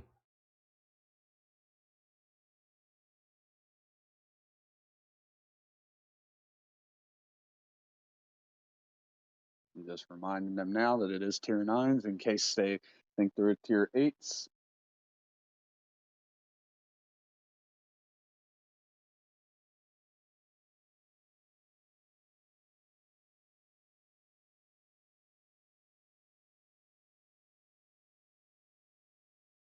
I'm just going to wait on a confirm ready from USCAN's side. It's kind of cool. We've got the Jeff Ahern and Harley Quinn. I believe that's a husband-wife duo over there in USCAN, if I'm not mistaken. Oh, So okay, that's really? pretty interesting. Maybe Yeah, kind of like me and maybe somebody in chat can confirm. Harley Quinn and Jeff Ahern, husband-wife duo on a team comp. Pretty cool. Yeah, I don't quote me. I could be wrong. I think they're just like me and Flirter on a comp team as well. Right, Husband yep. wife duo. Of course, you and Flirter are husband-wife over on Keg. So pretty cool, man. Not a lot of husband-wife duos in tanks. Of course, Noodleten and Noodle 11. Well, everybody knows Noodle 11. We're Mama husband-wife. Noodle. We don't, yeah, otherwise known as Mama Noodle. She doesn't partake in comp. Maybe one day. She's pretty new to tanks. She's pretty new to video games in general.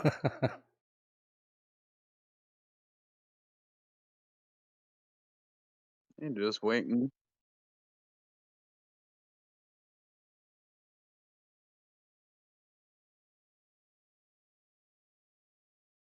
Pretty crucial match here with the winner going on to the finals.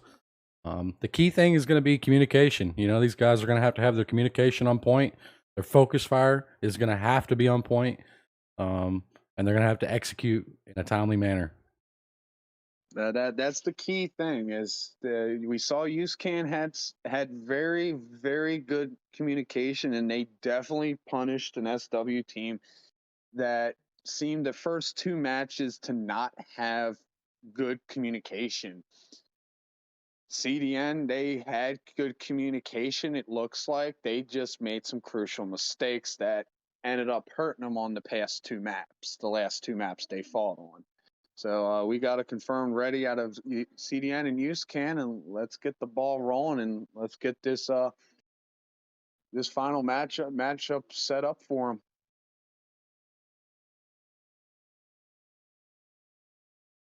Hellbron.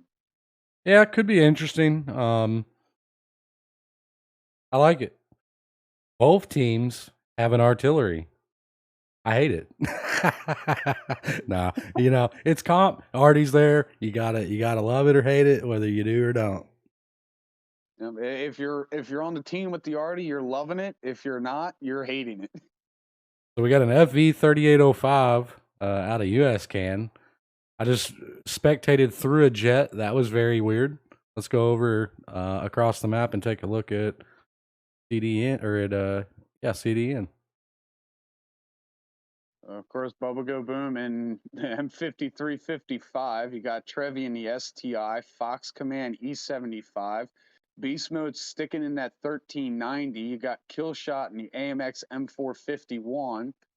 You've got Savage Link and the Baby Waff. Where else we got here? We've got E-Money in the Type 61, Railer in the T30, Soul Crusher in the Conqueror, and Lifelike Biology is going to be up in the AE Phase 1. I think that covers everybody. And, yeah, as I already said, Bubba's back in his little mainstay. He is going to run over to the mainstay spot for 99.9% of all artillery players.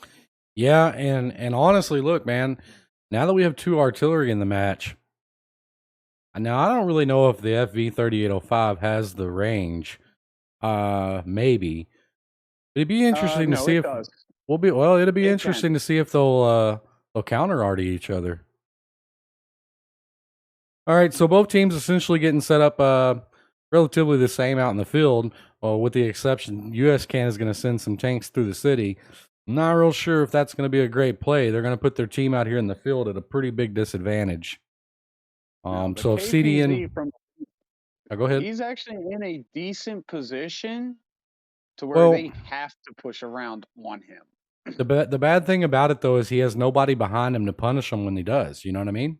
He's got one tank, and that T-54 is going to get spotted and have to drop down. So Yeah, that is the only problem side. I think that T30 probably could have set up maybe opposite of where he's at, more like the H line area, yeah, to be able to properly protect. Because I mean, CDN's basically left this whole 4-5 line completely open. yep. They pretty much are putting all their money right here on this 890 line. Well, it's going to work as long as CDN pushes aggressively because Oh, M4041 nice fire. is on fire. Yeah, nice fire. But CDN, I mean USCAN, Ooh. they have 3 tanks out of the game over there. I mean, if they work fast, they can get flank shots, but those 2 heavies are slow. Good punish on this 54. I mean this 51. Yeah, he is getting punished badly. That fire definitely hurt him. CDN's getting a little stumped up here. They're kind of stuck behind this rock. We're gonna see if either Artie can help them out. Yeah, that's the thing. They kind of stopped. I think they saw the Conqueror or both Conquerors and kind of hemmed themselves up here, and they're just in fireland. Oh, I didn't see this, but did E-Money kill himself? His tank's all the way in the back by the Artie. I think he might have fallen off the cliff. Oh wow, yeah, I didn't even notice that, but yeah, he must have come off the cliff a little too hard and killed himself. Definitely what happened. Oh, he drove off the cliff and hit this and caught air. That's what. Okay, yeah, bad. That sucks. I missed that. USCAN was able to get around with their medium to get flank shots on this mini Waff. He should win this. Artie's looking at him, so Artie might take a shot at the sharpshooter. But they're going to get the Baby Waff out of here. Yeah, the Baby Waff is definitely going to go down. Light tanks flanking. This is a matchup here. I mean, it could go either way. Currently, USCAN's up a few thousand hit points and some tanks. Yeah, Good flank shots on this Conqueror. The Bubba Go Boom is going to definitely probably go down here. They got the E75 out. Light tank's going in for resets. Light tank was able to get the 54, but I don't think he got a reset shot. It doesn't look like it looks like he didn't. Bounced. He didn't get a reset shot, and he's gonna go out. They might get this by cap. Oh no, okay, so he's loaded. He's gonna come around. Okay, he got the reset shot. I mean, at this point though, USCAN's got these guys surrounded. I mean, you got the light tank and the TD left, and they're both down. T30 was able to get a good shot in, but he's going to get punished for it. He's almost loaded. He might get a shot on the sharpshooter before he goes out. Nope, he was not. 1390's down. GG's to USCAN. I thought they were going to be at a weird disadvantage. They played it smart. CDN tried to wrap around the far side of the cap instead of the cap that the medium was sitting on, and they ran into a couple of heavy tanks that kind of pinned them behind that rock, and it bought their back end time for them to flank around. And once they done that, I mean, it was a wrap. So GG's on USCAN. CDN E-Money definitely did end up falling off that cliff, that definitely hurts them being down that medium tank. Yeah, that's Right crazy. I off didn't the even rip. catch that. GG's to US Neither did Can. I.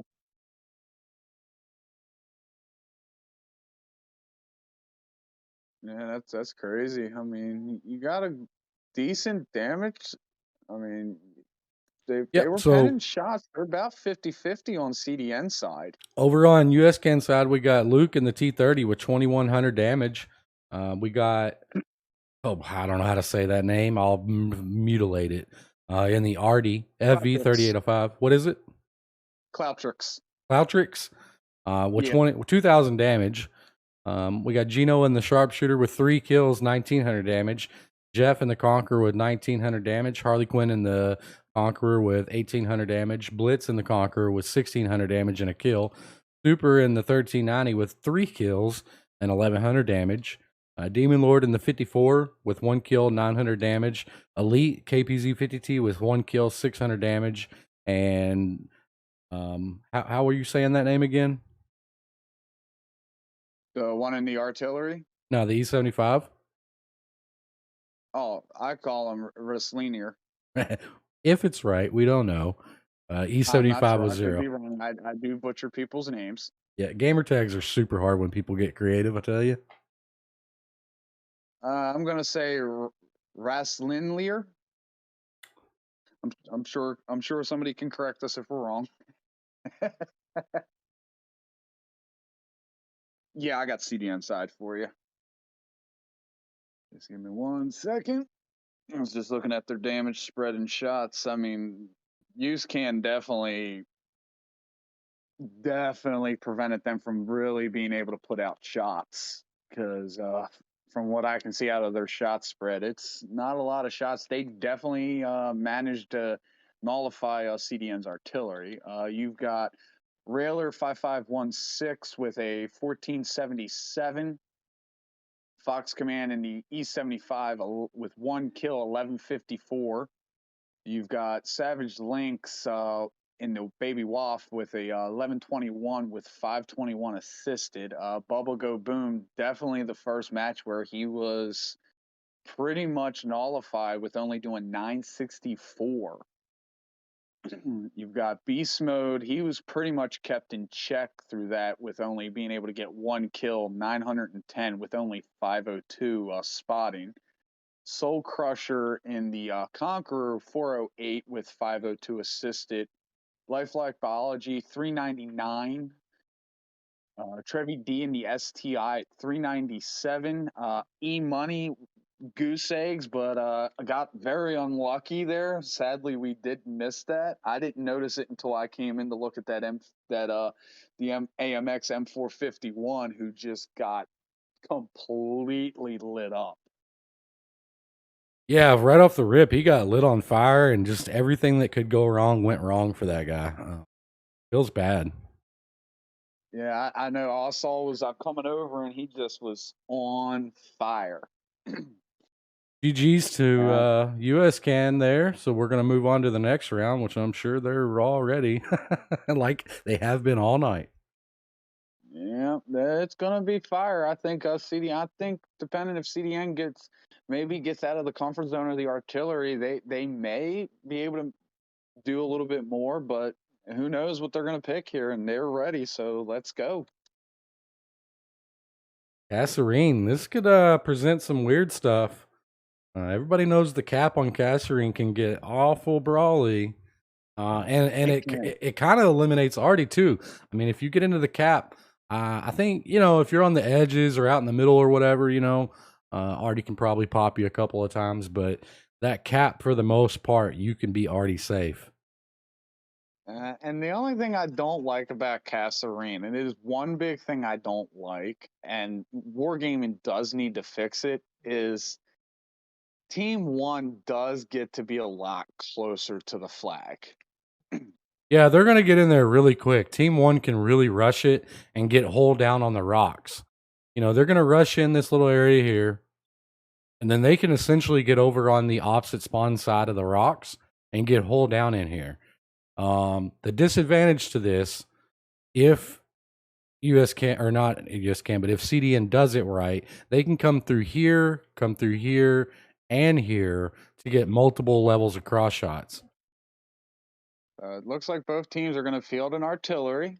It looks like they're going to be rocking pretty much the same thing. Now, the big thing CDN has to realize is not to let that light tank on the cap really make them rush. Because if they do that, that's going to spell probably possible disaster for them. And that's what I do see a lot of teams do is once that cap pressure, they just start rushing. I like the way they're setting up. The only thing that I have an issue with is CDN's going to have the higher potential for focus fire here.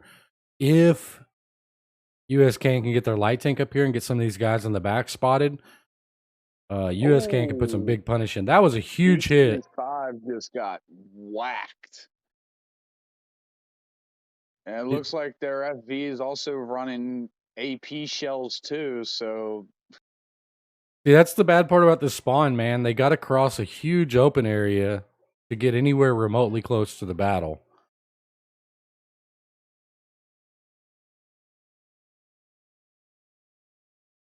These two tanks over here might take advantage of this. I don't know if they realize the Conquerors are back there. Surely that KPZ spotted at least that back Conqueror.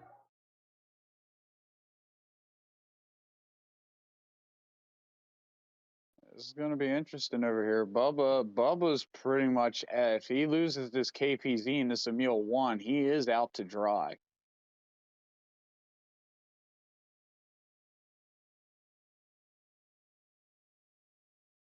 Nice bounce on the KPZ there. This Emil's trying to get shots. He just doesn't quite have them.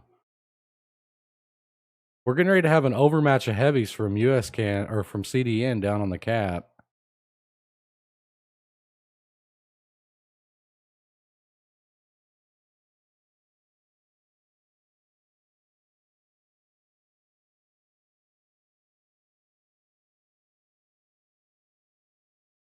This Conqueror and this 51 might be able to get up and get this 54 punished, but they got a T30 sitting behind him, so you know it's kind of a love-hate. You're gonna pull up, hit the 54, and you're gonna take a big shot from the T30, which T30 is gonna get a little overly aggressive here, and I think he's gonna pull down.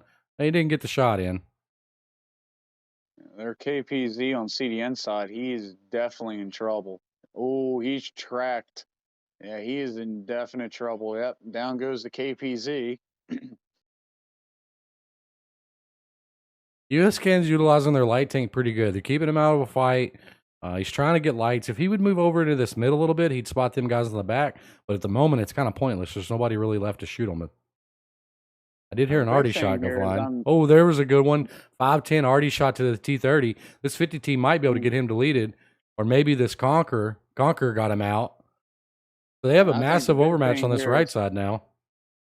I think the big thing is that Type 61 might have waited just a little too long to kind of rotate over to provide some support. Because now it's just a matter of Bubba.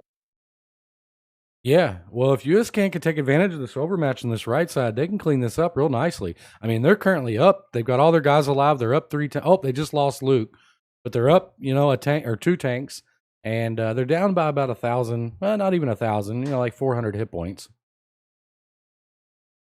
Oh, don't really understand why the KPZ's trying to shoot left when he's got an Emil right in front of him. And that's the problem for the Emil. He's on a reload now.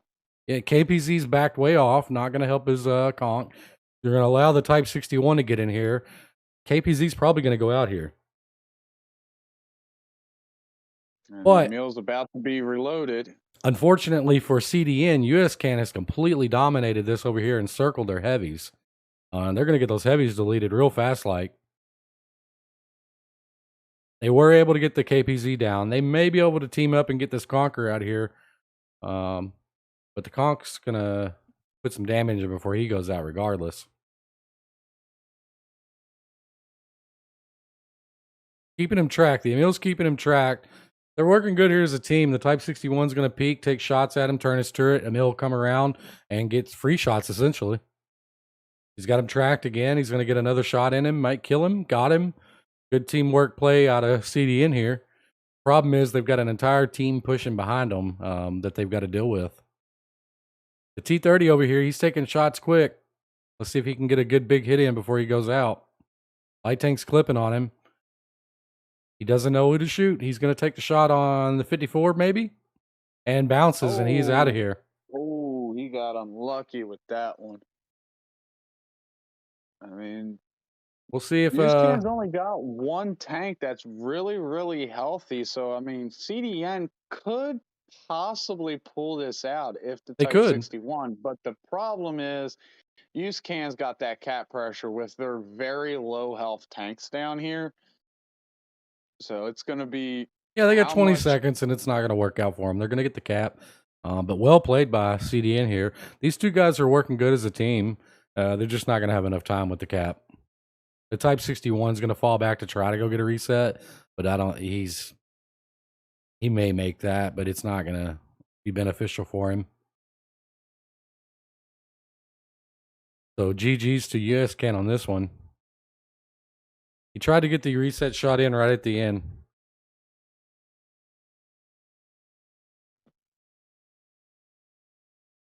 The USCAN's going to go up 2 to CDN's 0. On CDN's side, you got Bubba. He rebounded after that last match, 25-75. Just wasn't able to get it done. Beast mode with T30 doing 21-74. Lifelike Biology 1966 with 687 spotting. E-Money in the Type 61, 1 kill 1860. Object 2 772 1746 out of Trevi. Savage Links in the Emil, 1 kill 843 with 973 assisted. The Railer in the T30, 717 with 657 kill shot. This time able in that AMX to put in a little bit of work at 716 with a kill. Fox Command and the KPZ 50 ton, 624, and the E75 Goose Eggs up to assisted with 690.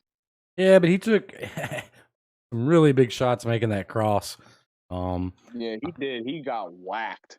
Yep. So over on USCAM, we got Gino on the sharpshooter, 2 kills, 2,800 damage with a decent game there.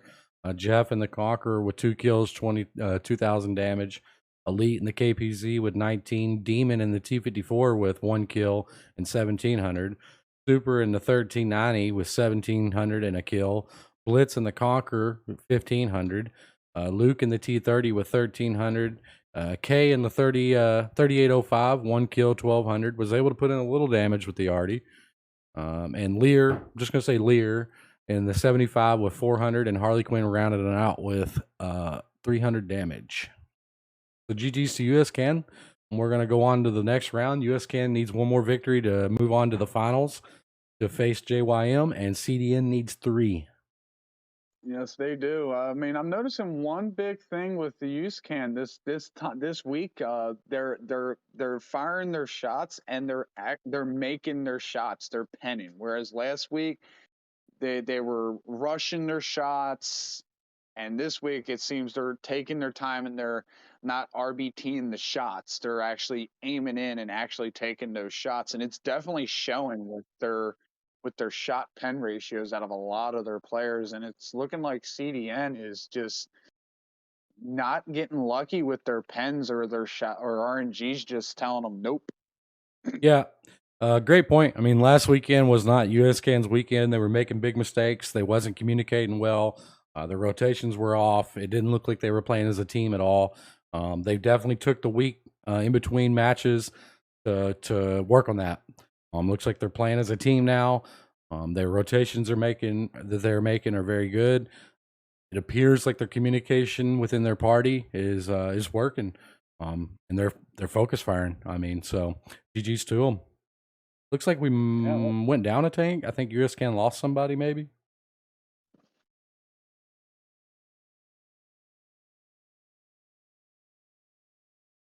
Yep, I'm gonna make the room public for them to get their guy back in. Let's see, chat. What do we think? 5, 6, 7 random's going to join in 30 seconds that the room's open. Let's see. Let's see. So far, I'm wrong. Nobody. Nobody. It's public.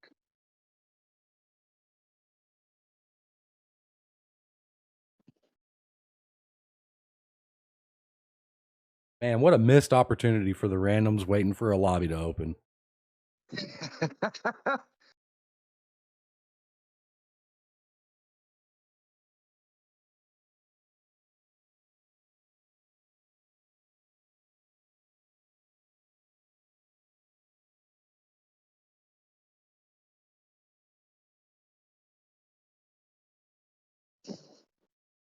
So CDN's gonna be given the option to, in this situation, the use can will be given a minute to get a sub in.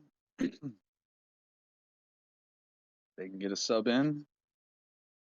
So they got 1 minute to get. So did they lose a guy? I mean, do we know what happened? Yeah, he had the bailout. Oh no. So the bad luck for use can, maybe good luck for CDN. Yeah, I mean that could be critical, go a man down when you're one match away from progressing to the finals. I don't know. Somebody should really question that guy's dedication. I mean, come on, tanks over life. Hello? But UseCan is going to elect to not wait the minute, and they're going to elect to go down and play a man down. Ooh, we'll see if that has a negative effect. We definitely will. So they're both ready. We're going to launch it. See. I mean, but SW played a man down, and they were still able to pull it out. So This is true. We'll see. I mean, they didn't lose any of like their experienced comp guys, so that might be beneficial to them. Maybe it was one of the guys that's not big into the comp, and it doesn't hurt them. We'll find out. On Abby, being a man down might hurt you. Yeah, this is not the mat. Like you want the luck that SW had. Like you want like a mines Okay, so map. this is something else I want to point out. So they are man down. They ran an arty that takes them 2 man down out of the brawling. Okay, but luckily, CDN ran an arty as well, so they're back down to just being 1 short on the battlefront. If Artie can put in a lot of work, maybe he makes up for it. We'll see. You've got CDN. They're running the TNH TVZ51. Pretty much same lineup as before, but they do have kill shot in the hard case this time around. Hopefully he gets better luck than he did in that Fisherman's Bay match with JYM. Hard case on this map has a lot of potential. We'll see what they do. Looks like CDN's going to elect to just completely full send one line, right? Maybe? No, they're going to send some tanks out. Okay. They're going to do a split push. Real early. USCAN taking some dominant positions here. You got the Super Bueno up in the MX 1390 up in that little city area. He got up a little fast, though. His I think Demon Lord might have got lost. He's sightseeing, looking for Mama Sue cooking dinner in the kitchen there. The big problem over here on this one line is the E75 and the Conqueror. They are 100% outmatched. If CDN realizes this, they can just, and I think they have, because they're sending the T30 and the hard case on up.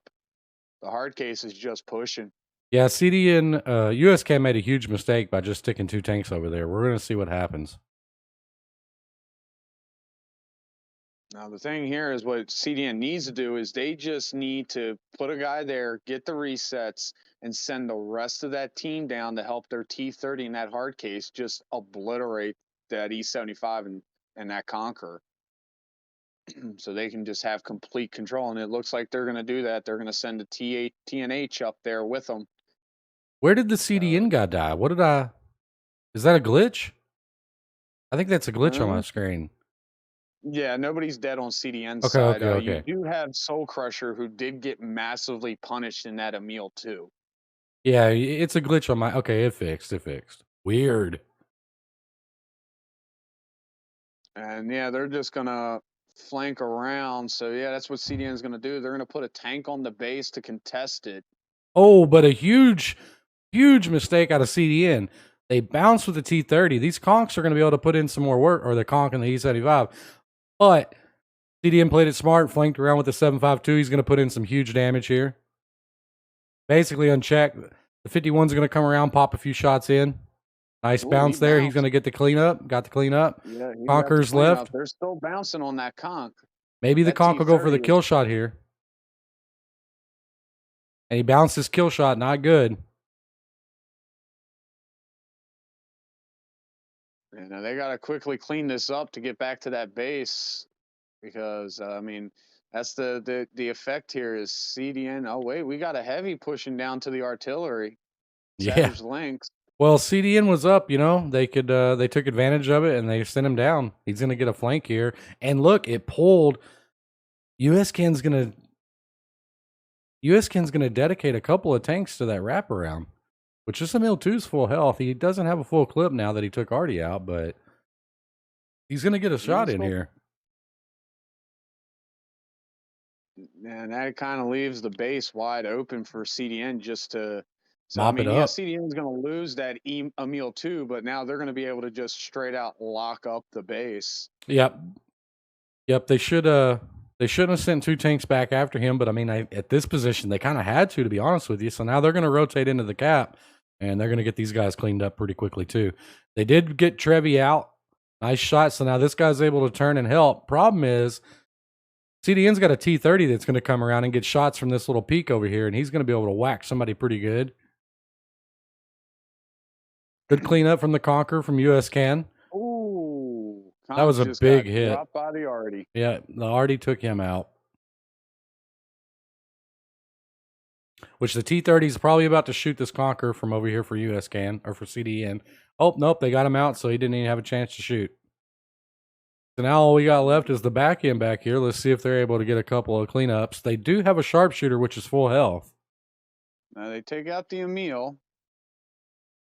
Hardcase is going to drop that. Ooh, the AMX is bouncing. Can he pen his last shot? Oh no, I think he's on a reload. He's on a reload, so he's going to go out here. The sharpshooter's still kind of out of the game. I mean, he's just, back here not helping him. 1390 did get him. Now that is smart out of CDN side. They're going to keep a guy on the base. The sharpshooter can clean this up, but I don't know if they're going to have enough time to do that and get back to the cap.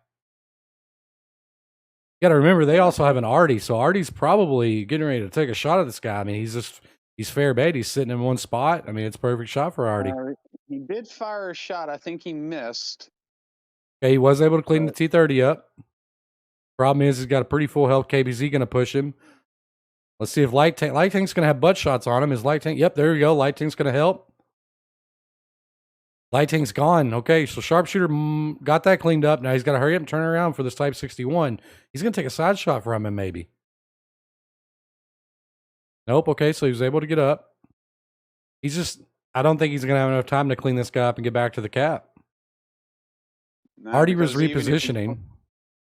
Even if he does get the Type 61, he's still got to face a very healthy TNH that's just sitting there. Not going to get the Type 61 because the Type 61 backed off. He's playing it very smart. He knows. Oh, he's exposing himself a little bit there. Sharpshooter could have took advantage of that. He's going to be in the clear now, though. Yeah, but even if he does, Artie cleaned him up. Woo! Hey, look. CDN pulls it back. USCan came in. They've elected to play a man down. So, I mean, you just seen it. CDN's going to maybe come back. We'll see. Artie put in some heavy work this match. Heavy work this match for USCan. Or for CDN. Over on the USCan side, we got Blitz. The Conquer, 2,900 damage and 2 kills. Good game there. We got Super in the 1390 with 2,600 damage and 2 kills. What a great game out of the Light Tank. Gino and the Sharpshooter with 3 kills, 2,000 damage. Another good game. Jeff and the Conqueror, 1,500 with 1,200 assists. Great game.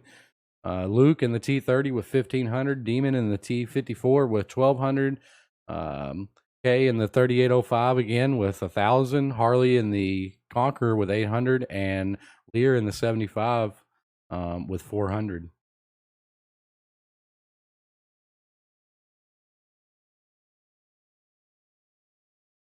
Yeah, you just came to going that man down. That definitely hurt him. I mean, they still did a good job.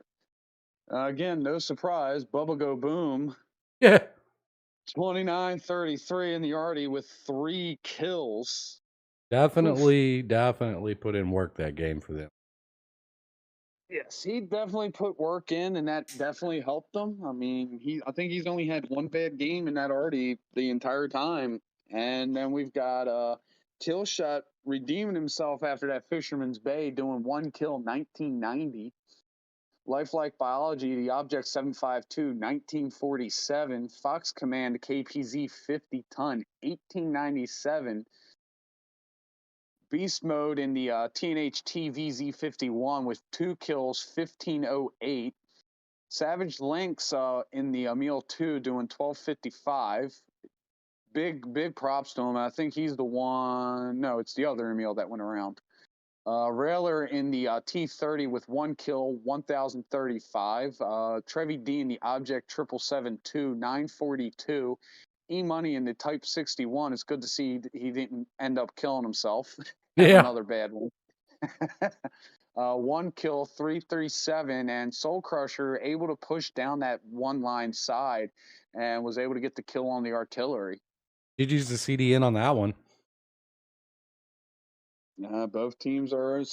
USCAN is going to stick with playing with a man down. So, I mean, CDN did punish them for doing it. So it's going to be a matter of USCAN being able to pull it out. I mean, USCAN still only needs 1 W to advance. Yeah. I mean, USCAN, even though they were down in that match, they played that one very smart. It was just unfortunate that Artie did 3,000 damage. You know, you eliminate the 3,000 damage from the Artie, and that would have had a little bit different turnout. It would have. But both teams are ready, so we're going to see what we get. Port, boy, this is one we haven't seen in comp in a while. Now, this could be the one that puts you at a disadvantage for USCAN playing a man down. And they've got an Artie. I don't know. We'll see. Yeah, that's the thing. We've seen Artie either help you, the map help you with the Artie, or hurt you bad with the Artie. And this is one of those maps that can hurt you bad. Yeah, but we all know Port Artie can get a good shot, especially if you're a skilled Artie player, which it seems these guys are. We'll see. They can still hit some devastating shots on Port. CDN's sticking with their same lineup. They have not abandoned that Artie at all. Essentially, USCAN's got the better spawn here. They're going to be able to get set up on this cap. They're going to be able to guard this cap and maybe farm CDN as they try to come in. Looks like CDN's going to do the smart play, though. They're going to go up the 1-2 line. That's the smart way to get up there without getting farmed, you know, and then force it into a brawl than a sniping competition. Oh, yeah, the sniping competition definitely favors USCAN at this point with them being a man down. Yeah, but the way CDN is setting up, they're going to have an extreme overmatch on that north end. Now, whether they figure that out fast enough and then execute on it, that's the question. That is going to be the key thing. It's also going to be, will USCAN's already be able to put in heavy work to help his 3 heavies that are going to be overmatched over there on that one line. CDN they don't even realize that they have such an overmatch yet, but it won't take long. That medium on that south is going to get those 3 spotted, and once some information starts coming in, I think CDN will start pushing that. It does look like a T30's taking a shot. You got the Foch going up on the bridge, T-Type 61. You've got the AE phase and the hard case pushing in. These are good positions out of USCAN. I mean, there's nothing wrong over here, especially if CDN was to try to make a play for the cap. These guys will have good bleeds on all these. It looks like CDN has figured out their overmatch, and they're getting aggressive over here. This could be a game changer for USCAN if they don't win this. USCAN's kind of split up, though. They're not really going at this tag team like they need to be. They got their medium on a long flank. He's going to have some butt shots, but he's going to have to move up to get any more. Their Foch is still on the bridge. He might get a shot if they push these heavies back out from behind this building. But this T-30 is going to come up, so it's going to keep them from coming out too far. This Foch is going to have to move off the bridge.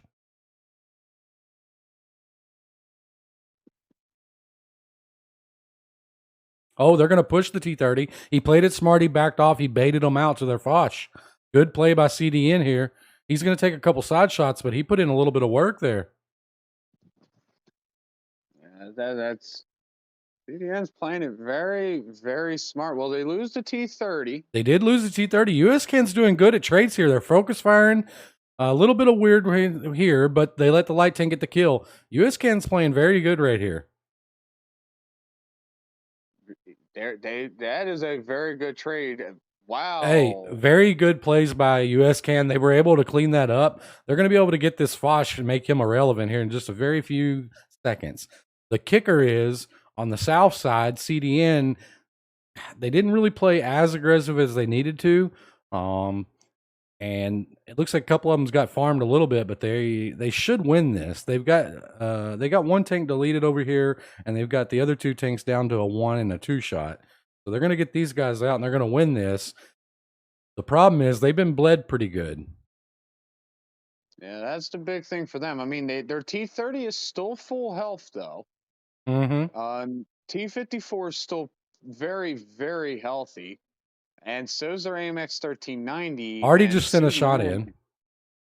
And CDN is very the KPZ is the only very healthy tank they've got. Yeah, I mean they can still clean this up and come back. I mean they've got some one-shot tanks over here.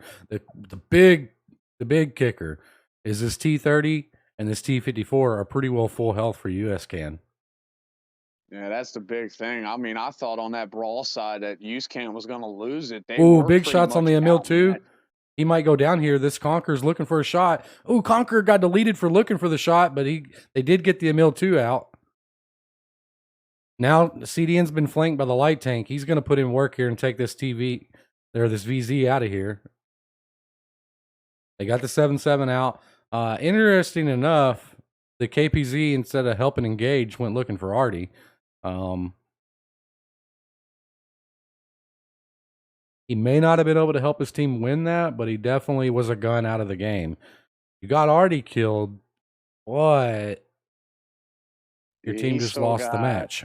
2 full health tanks. I mean, yeah, he could take out Demon Lord and Jeff Ahern, but he's not going to be able to delete. I mean, to be honest, he's going to have the best RNG in his life. He's going to have to ammo rack the light tank, pop his top. He's going to have to pop the top on Demon Lord, and then he'll have a chance to take out, the T-30. But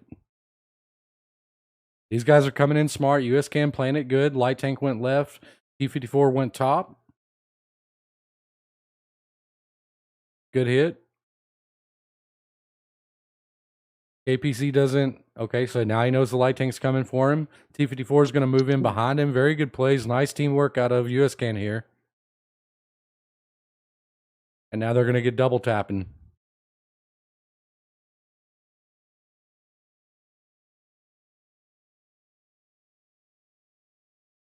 GG's by USCAN. Very well played by them. Looked like their communication was back on point. They were playing a man down. They won the brawl where they shouldn't have won the brawl. They focus fired. They outplayed CDN over there, and then they were able to wrap it up on the other end. Their mediums did lose the flank, but their mediums put in enough damage to make their tanks almost irrelevant against 2 full health tanks and a light tank. So GG's to USCAN on that one.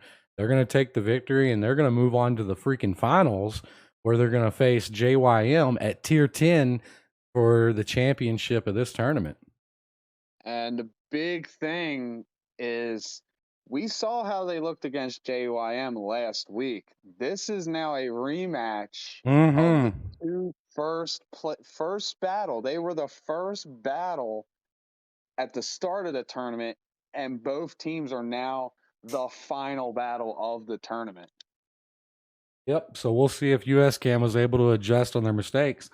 Over on US Can side, we got Jeff at the top in the Conqueror with 2 kills, 2,900 damage. Demon in the 54 with 1 kill, 2,900 damage. Gino in the Sharpshooter with 2,200 damage. Harley Quinn in the Conqueror with 1 kill and essentially 2K. Super in the 1390 with 3 kills, 1977. Super has done a really good job in this 1390 in his matches today. He's making flanks, he's getting shots, he's deleting tanks. Very well played. Lear in the E75 with 1 kill and 1,700 damage. Blitz in the Conqueror with 1,600 damage. K in the 3805 again with 1 kill and only 400 damage. And Luke in the T30 with 1 kill, 100 damage.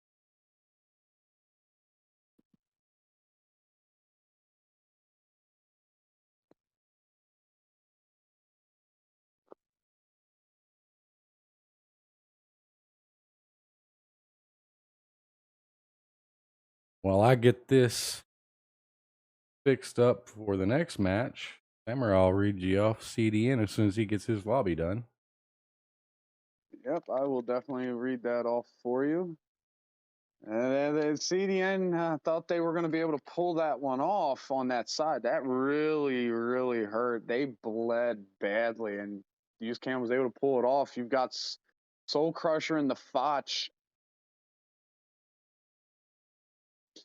with 1 kill, 2,299 damage. Fox Command in the KPZ 50 ton, 3 kills, 2020. Lifelike Biology, 1,456 damage. Trevi D in the Object 777, 1,235. E Money, 1,069 in the Type 61. Beast Mode in the TNH TVZ 51, 1 kill, 1,006 damage. Railer in the T30 at 786. Savage Link is in the Emil 2, 309. Killshot in the hard case at only 284, and for the first time in the tournament, Bubba kept at triple zeros in his artillery. Yeah, that's the first time this tournament we've seen Bubba go 0 in his arty.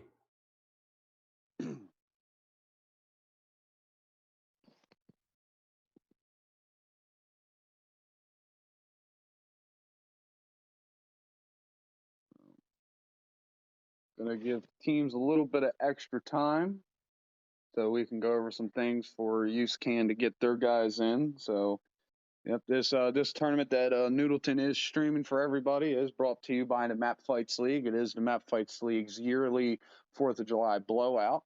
We have a bunch of different modes set up in our league for different clans of all different sizes, whether you're 6 members or 15 members, or in USCAN's case, 2 clans with up to 150 members.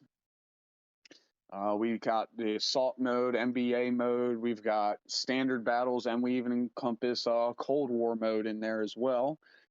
This tournament is, in fact, all encounter battle, random maps. It's been going pretty good. Noodle's excellent points with calling out what mistakes teams are making.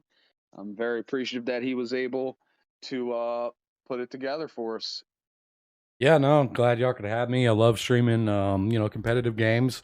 Everybody on our channel that, watches our weekly streams, they know I'm a comp guy at heart, and we love to show it.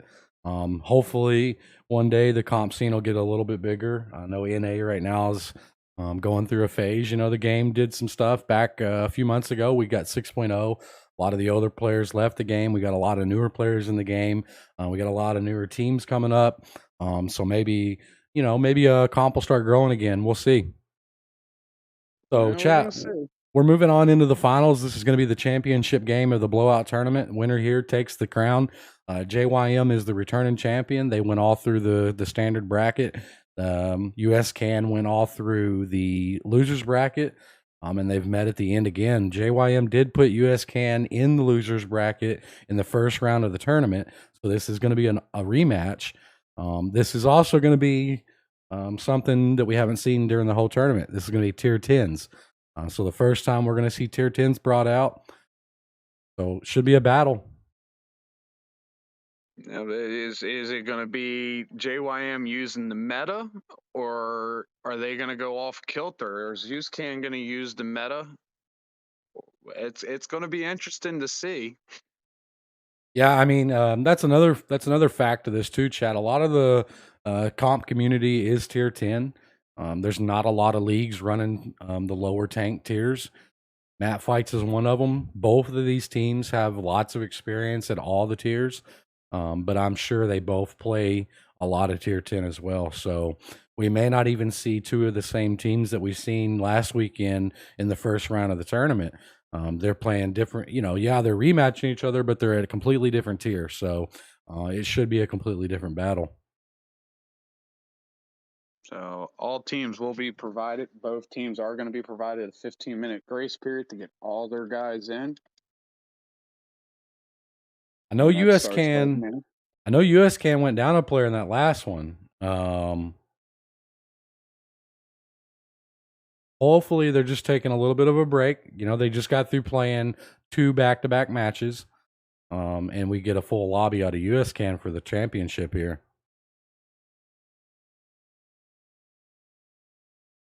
These tournaments where we do back-to-back matches, one after the other, they're a blast. I know from a viewer standpoint, you love it. It's absolutely exciting to watch a tournament bracket play out back-to-back instead of split up, one team here, one team there.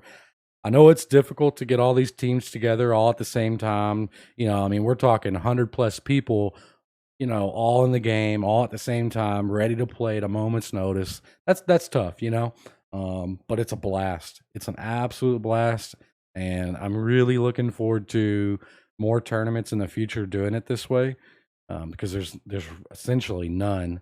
I know Samurai Faith has got a league that he's got going, got fired up. I think he's looking at doing some stuff like that in the future, so it should be pretty dope. I'm looking forward to it. That league got fired up. I'm trying to design it now to be more of a weekend style tournament, kind of like PC does it. Yeah. Open to all clans basically. Standard of 8v8. It's not going to be anything like MapFights. Nowhere near it. MapFights is unique. Is a unique unicorn in my opinion, and it's a beautiful unicorn. Yeah, MapFights is really unique. It's really fun. It kind of takes you out of the standard, 8v8, 7v7, tier 10 meta, NBA. MapFights is all over the board. They've got Encounter, NBA, Standard, Assault, Cold War, World War II, a bunch of different eras, bunch of different tiers. So it's really neat. It's really unique. I like it a lot.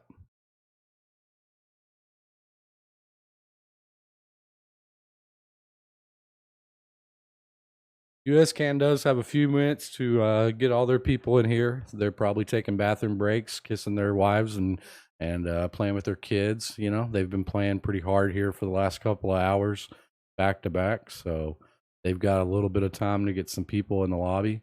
JYM had a game a little bit ago, but they had a little downtime in between, so they're ready to go.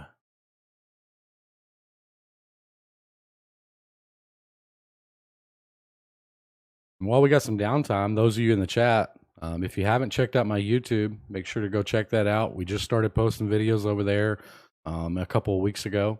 I run a weekly stream, Tuesday, Wednesday, Thursday, live on Twitch. Pretty cool stuff. YouTube I'm kind of utilizing for my mastery games. Then we're going to start doing some map reviews and tank reviews and things like that. So make sure to check that out. I'm sure my mods have been dropping links in the chat. We also run a pretty hefty Discord on tanks. You don't have to be a fan of the stream to be there. There's a lot of tankers. You can do looking for tune requests and all kinds of different stuff. So make sure to check that out. And then, follow me on Twitter.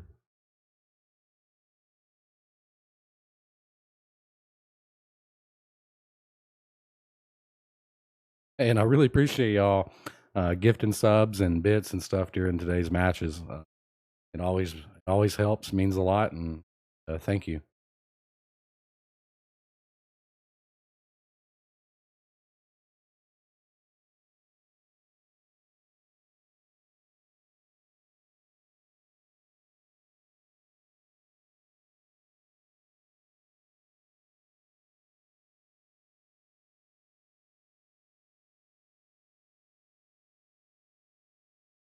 I tell you what, these randoms, man, they really want to play.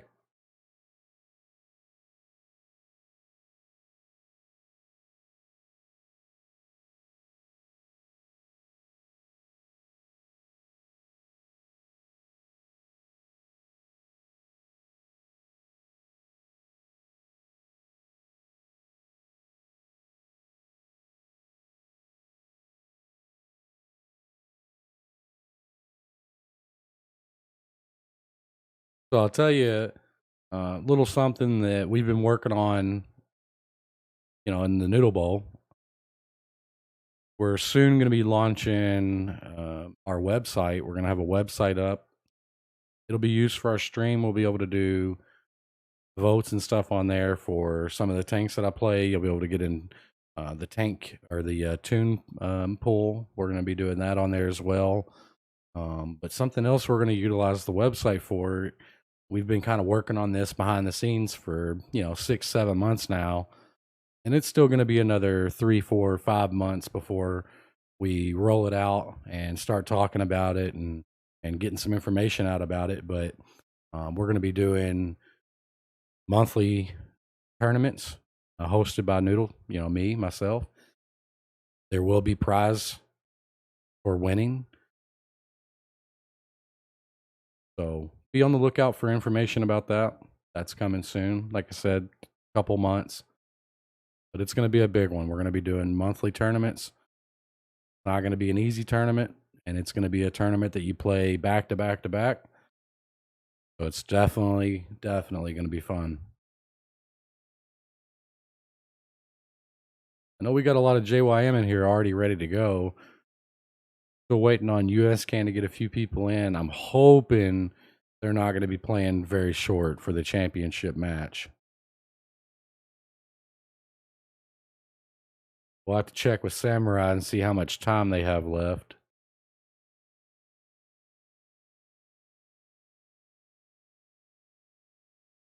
They have a total of 7 minutes to get at whatever they can get in here out of their roster. That's why I did have it set for them to provide a 15-man roster just in case situation would happen. But nobody could really predict that Canada's internet was gonna take the almighty crap of the crap. Even I've got a couple of my guys in Canada that can't even play right now because it's so laggy. It's like every second it's a stutter jump for them and they can't even physically play. Yeah, I mean, that is a good point.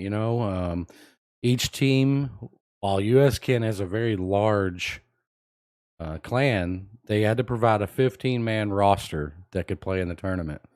And then they had all week to make roster changes. USCAN didn't make any roster changes, but they also didn't know that they were going to have a lot of their players have internet issues in Canada. That does suck for them, but that is the rules, and that's the way it happens. So currently, they're down 2 people. Yes. Technically, they could confirm that they'll go down, and as soon as their other 2, they could utilize a sub and bring it in.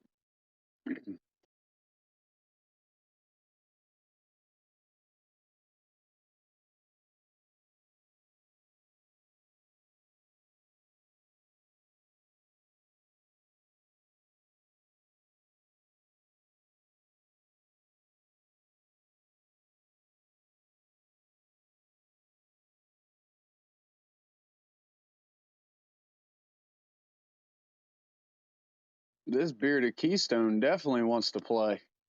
Yeah, I've noticed he should probably put in a clan request to USCAN. I'm just saying.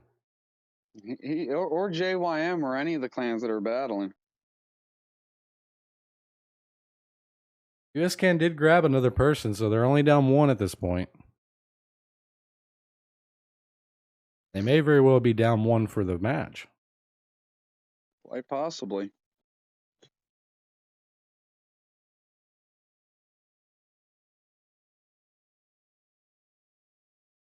Chat, before we get going, I will let you know at the end of the tournament final here, this championship match, whoever the winner may be, we're going to try to grab the caller from one team or the other, whoever wins. We're going to get them in the call. We're going to talk to them about the tournament. We're going to talk to them about the matches and just kind of get their viewpoint on everything. So as soon as the match is over, stick around. We're going to have them in pretty well immediately, and we'll get that all done. Should be cool. Yeah, we do have. I think you got Terrible Ducky in your Discord, right? Good Lord, I just kicked this guy. Go away. He wants to play, man. I know he does. He is desperate to play.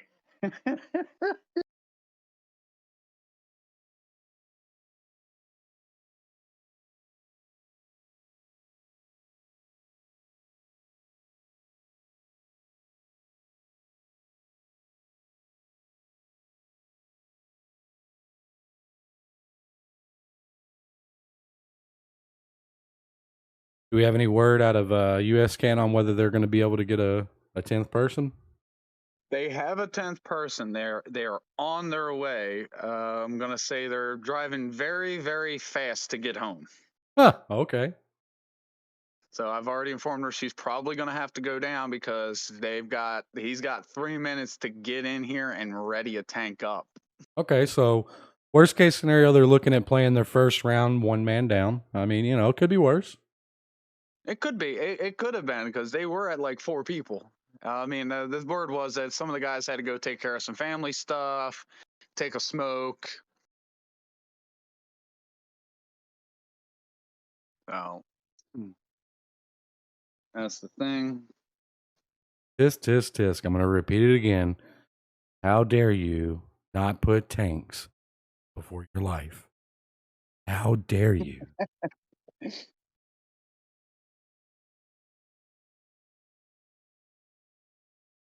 Oh, I mean, we've been at this what about 3 hours, Noodle now? No, 2 hours, 16 minutes. Not bad. Last week last week's first round went 4 hours, so we're moving right along, man. These matches are going quick. Man, that I gotta say that is a testament to I think this is the longest downtime we've had, mainly because the little one wanted me to make her something in the microwave, so I provided the little bit of time because I was not going to be keeping eyes on the time. No. I mean, honestly, USCAN deserved a few minutes to get their bearings together. They've been playing hard for about an hour now. Yeah. Plus, I didn't add that much of an extra time. I only added extra 5 minutes to So cover what I needed to do.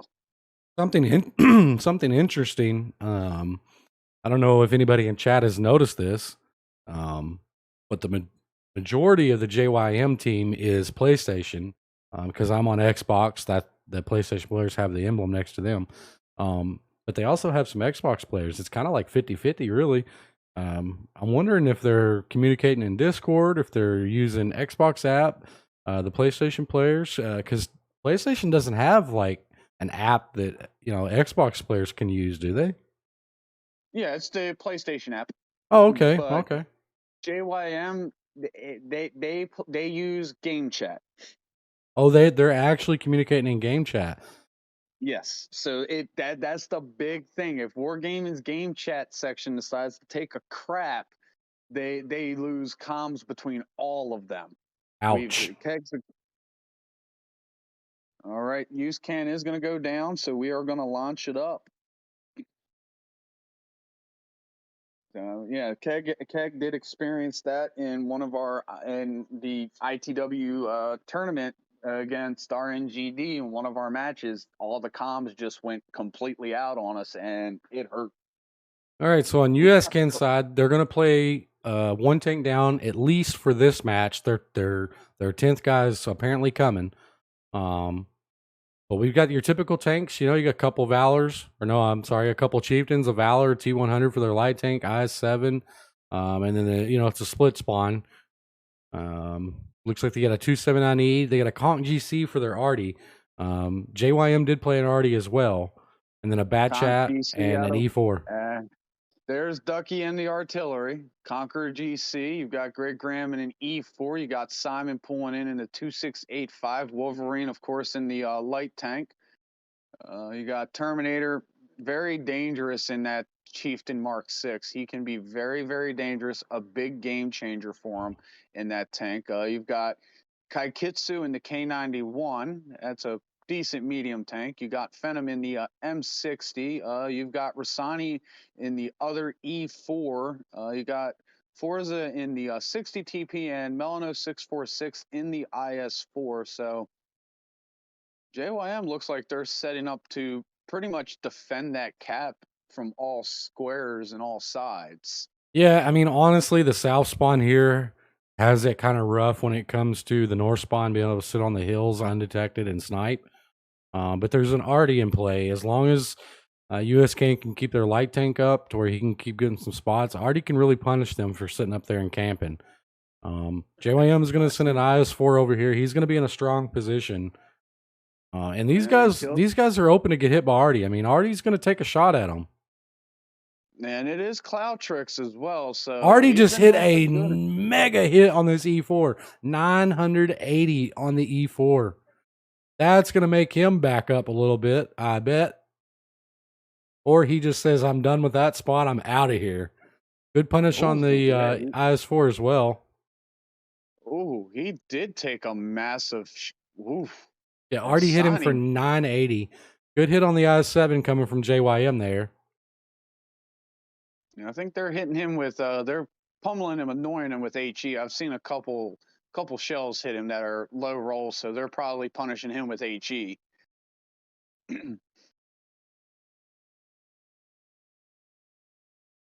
Nice shot on the IS-4. That was a solid pin out of the IS-7. That was not an easy shot to hit. IS-4 he's side scraping, but he backed out a little bit too far. But IS-7 doesn't have a lot of gun depression to work with here.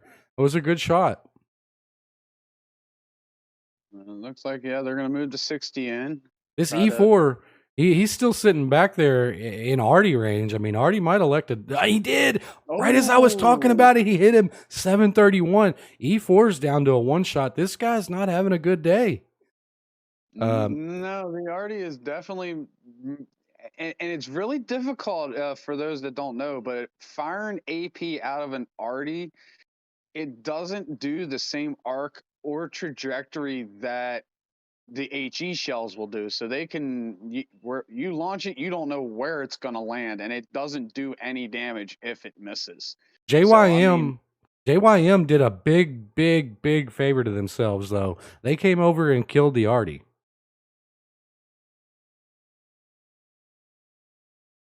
Yeah, they did. They did go get him. That's the smart thing. And Wolverine was able, I think it was Wolverine that pulled it off, I think. Artie's hitting big hits for JYM now. Double splash damage on the 279E and E4. That was a good hit. Artie's he's gonna really own this game. I mean, Pilsen's all about the camp, honestly. I mean, they're gonna put some cap pressure on here, but USCAN's not gonna be able to push up on this. It's really hard to get out of these positions because of the amount of camping that takes place on this map. And it's designed that way. I mean, they did get the E4 out, so that's good for them. They don't have to worry about that big gun. They might be able to go ahead and just rush this IS-4. I don't think they realized that the TDs in the back had moved up. Or the TD, I should say. 2685. He's pretty beat up too. They are getting aggressive on that side. A little bit of weird shots. USCAN's doing some weird stuff here. They're not going to focus the IS-4. The Chieftain did take a shot at the other Chieftain, and he's aiming at him again. 2685 is down on Simon I, so now it's just Wolverine, and Wolverine just rammed into the other T100. They're getting punished for this here. This Chieftain's now one shot. The 279E and the Chieftain on the right side are going to push up a little bit, but now the focus is going to be on them. They are already safe, but they got a lot of tanks to shoot at and tanks to shoot back at them. On the other side of the map, they're getting a little bit aggressive over here, JYM is. Of course, they backed down the E4 because of the Artie that was shooting at them. Yeah, Wolverine is definitely skating around. You got Graham. He's moved up now. He's at 868. Okay, here's where it's getting tight. Chieftain's going to come around, turn the 279E. Now they're going to have butt shots on the 279E. Okay, he's going to get out. He's going to go. Oh, but yep, there he goes. He realizes that guy's coming through the middle too. JYM's done good at clutching this one up. 279E just got ammoed, or it was Mark the Chieftain. Oh, lit him on fire. 279E is on fire. He runs a fire extinguisher though. So they cleaned all that up. All we got left is the light tank and the E4. E4 is going to probably get a good pop on somebody when he rounds his corner. I'm sure they're communicating in game chat, though. The heavy's going to come around and get his butt here. He'll probably get him to turn his turret, maybe? Nope, he's going to pull around and take a shot at the other E4. For whatever reason, this Chieftain didn't take a shot at the E4. Yeah, but the K91 is going to.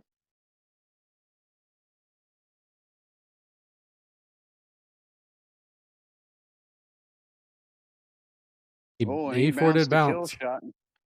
Light tank's going to go try to run around. I think he was trying to hope he was going to get unspotted and make a run to try to kill Artie just for fun, but he did get unspotted. Let's see if he stays unspotted with his run, which he will not. Now, that JYM is doing it smart. Actually, he might have got spotted by the Chieftain there, but he's going to get out for free, most likely. Yeah, he's going to get out for free. So Artie is about to, well, it's Artie. He's probably going to shotgun kill the light tank. But maybe we'll get to see Artie die. And kabloom! We got to see at least one Artie die. GG's to JYM there. So we're going to go through the scoreboard. They're going to go up 1. This is still best of 5.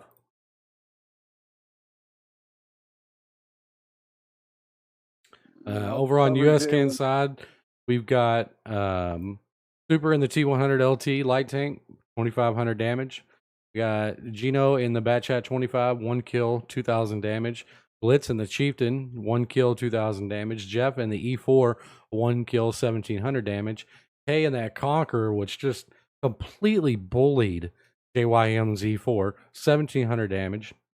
Harley Quinn in the 279E with 1,250 damage.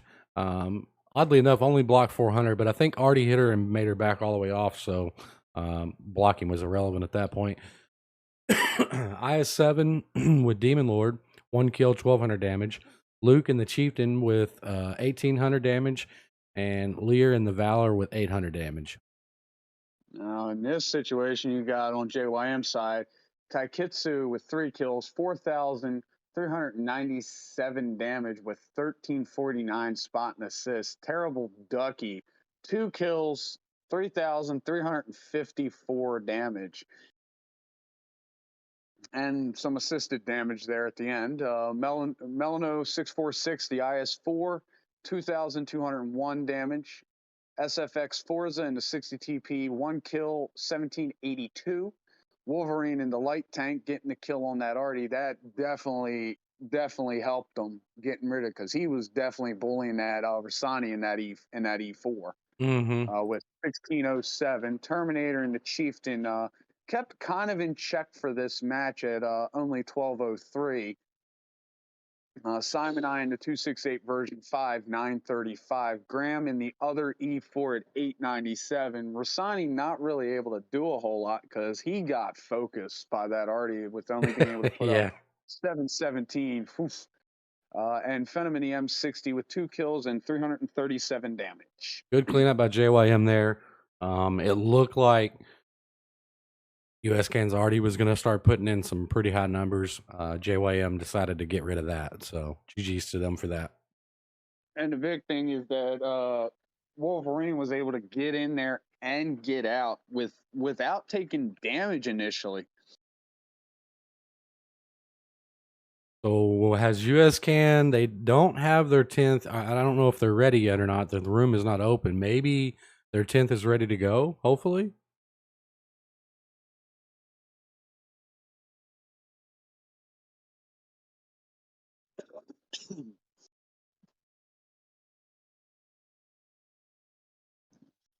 Just put it up there. They're readying up. Do they have time in between the match to get their 10th in? Yeah, there's a basically the same rules apply like an ITW for match picking. Gotcha. 3 minutes total. It's Gotcha. 3 minute total. Once they're confirmed, that's it.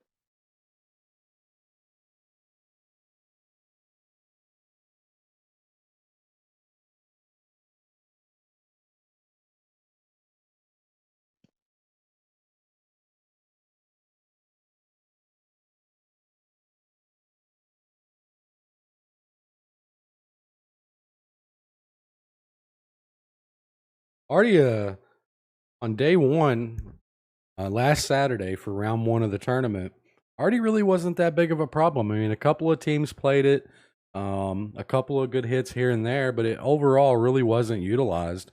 Here on the finals, it's been used all day, and it has been a big factor actually. It has. Like we had some teams use it and then they abandoned it after like the second game, and then they never went back to it. Today it's just been Artie, and Artie has been putting in the work from. Yeah, I mean, the first match we had an Artie, then they abandoned it. No, no, nobody used it. Then CDN was using it. JOIM used it, and then UseCan has just put the pedal on that artillery, and he's been doing good. I mean, I've been knocked around by that guy quite a few times in artillery.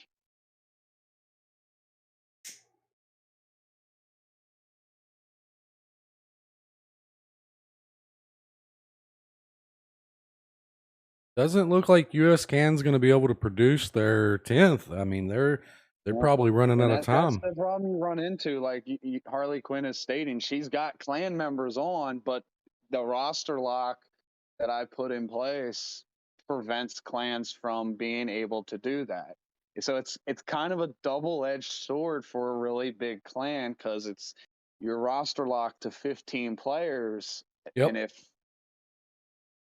if all 15 of your, if only 9 of your guys out of that 15 roster are on, you gotta you got to go down, and it hurts, especially when you've got guys on that want to be in this and you can't use them. Yeah, no, I mean, I totally understand the frustration. I've had to play down with my comp team. It happens.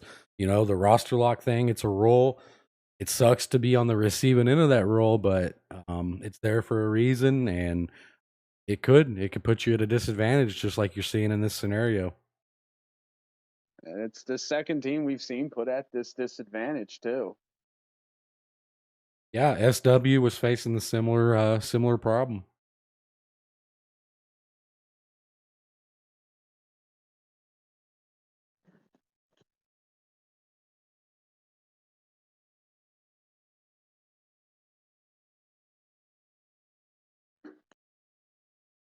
I got to get them to get that Jeff Ahern readied up, or else I got to launch and they're going to end up going 2 down.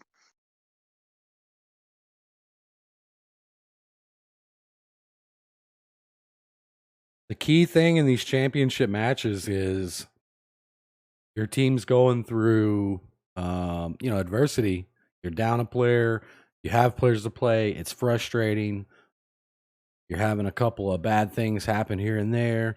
Are you able to keep it together, not come unglued, keep your communication good? Because US Can's been on a roll today.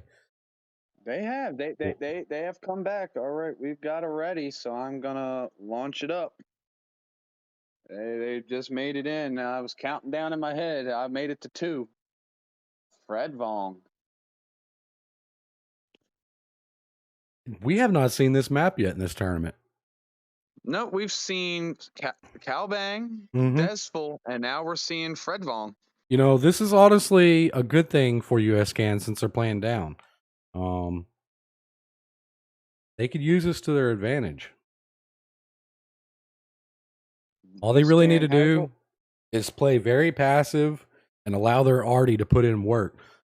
Stick in teams, stick in little groups of 2, maybe 3. Play passive, get spots, stay hold down, and allow your arty to put in work. The only problem with this map is I don't think that the arty can hit from that far away. I'm not an arty player, so I don't know for a fact. But if I had to guess, I'd say both arties are gonna be able to shoot pretty well the entire map. They just may not be able to counter arty each other. I'm not sure because I know Flirt plays on this, and I think she can only hit half of the map because of how big it is. It is a large map. US Can's gonna be at a down. They're gonna be at a disadvantage here. They're going to this cap, and they're kind of split a little bit. They're not grouped up. They're all kind of. Now, see what they should have done. Now they do have the IS-7. Now that is not a good spot for the IS-7 because it really doesn't have the gun depression. That chieftain, those chieftains would have probably been the better option, or even the Valor to go up that hill, because I mean that's butt shots all day, and notice the IS-7's not even paying attention. Well, here's He the could other have. thing. US Can's got their 2 TDs way back here out of the fight. I mean, they were thinking that, maybe JYM was going to come down the 1, 2, 3, 4 line, but they're completely out of the battle at this point. JYM's got a huge overmatch up here at the cap. If they take advantage of this and delete these heavies, this is going to be a really fast match. That's the thing here. The IS-7 up here on the hill is not playing this smart. Like, if he pushed this ridge line a little bit, he could put some serious damage and some serious work on. I mean, you got the 60 TP with a full blown side shot, and he doesn't.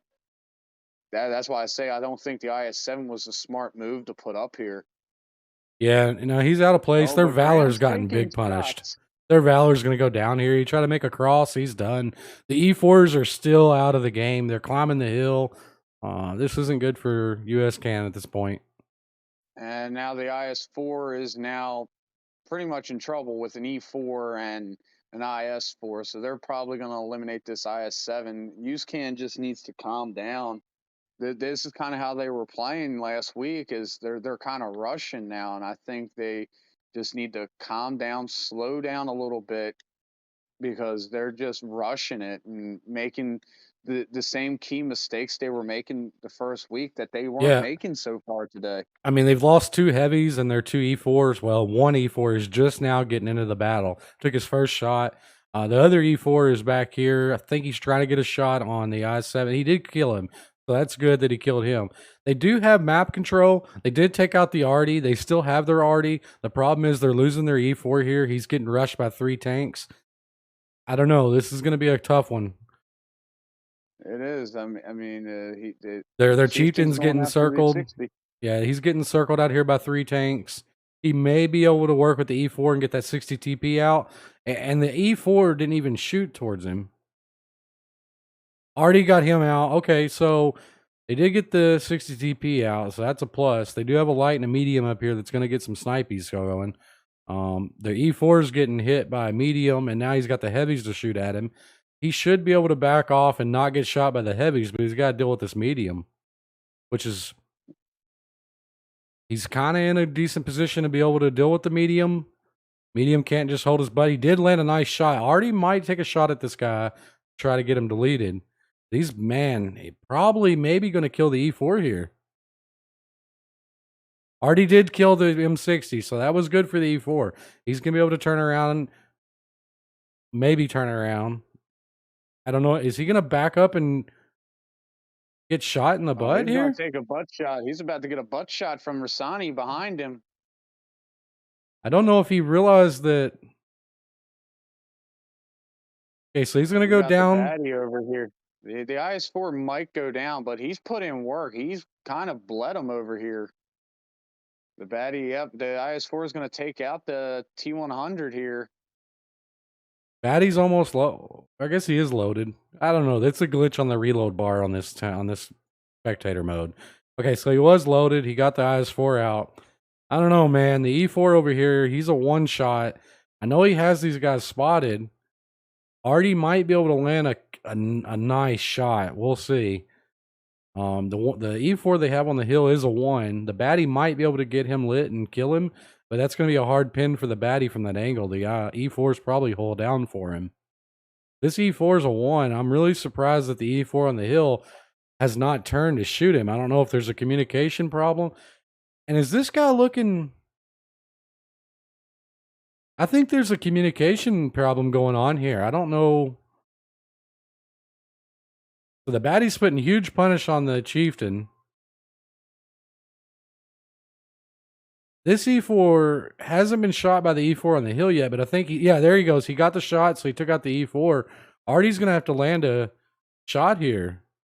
The baddie did turn and kill the E4. Or no, wait. I think Artie killed the E4. Baddie's on a reload, probably. I mean, they could win this, but Artie's going to have to delete somebody. I mean, if the baddie can pull this off. He can. He's got to be. But the big thing is, the K91 is a 2-shot to the baddie. If the baddie rolls, it's normal damage, and then the chieftain's just a 1-shot to the baddie. That's the big key factor here. Well, the good thing the baddie got to be careful. The Bat Chat player, Gino, he's did the smart thing. He's ran off. He's going to take the high ground. This K91 is going to hang out. Now, where I think this is probably smart is they're assuming, which he's doing it, the baddie's going to go to the hill. K91, I think, is going to be too low to get a kill shot unless the baddie gets really crazy and gets on that corner. Now, if the baddie lights that chieftain, my guess is that Artie's locked in on that base. Now, I don't know if he's going to be able to spot the base. I don't think he can. Well, I think he might have him lit. I think he might have him lit. He did. Okay. Oh, he did. A good play. It's now down to the K91. I don't know if the baddie had the K91 lit, though. I'm pretty sure K91's getting up for free. Well, I don't think the K91 was spotted. This Bat Chat's not acting like it. I think he's just assuming that he's going on the flank.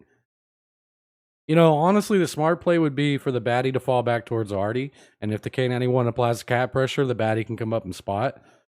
This K91's got his work cut out for him. I'd say I'm going to need to start putting a little timer on for these matches so we know how much time's left. They really got to fix that for us. Yeah, that's a glitch. Chat, Watt Console, Spectator HUD hasn't really been their priority since 6.0. We don't have any idea how much time's left in the game. No. That, So, wait, the one thing that we do know, like he's going to go for the base. Yeah. Well, the one thing that we do know is the way that Samurai set this tournament up. They either have to kill all or cap. So I guess the K91 could probably run off, but then they would just have to replay the game. I don't know that they would do that. I think he's going for Artie. It appears like he's going for Artie. The problem is going to be the Bat Chat's on base. We don't know if he has enough time to cap. I'm assuming since he's getting on the cap, because they can see the timer. They know whether they have the time or don't have the time. K91's lost. I don't think he's going to find the Artie anytime soon. He's going to get nervous. He's probably going to go for the cap. And now the question is if he's down there, he's playing at the base. Or they know that there's not enough time for him to cap. And the K91's just going to... He's hiding.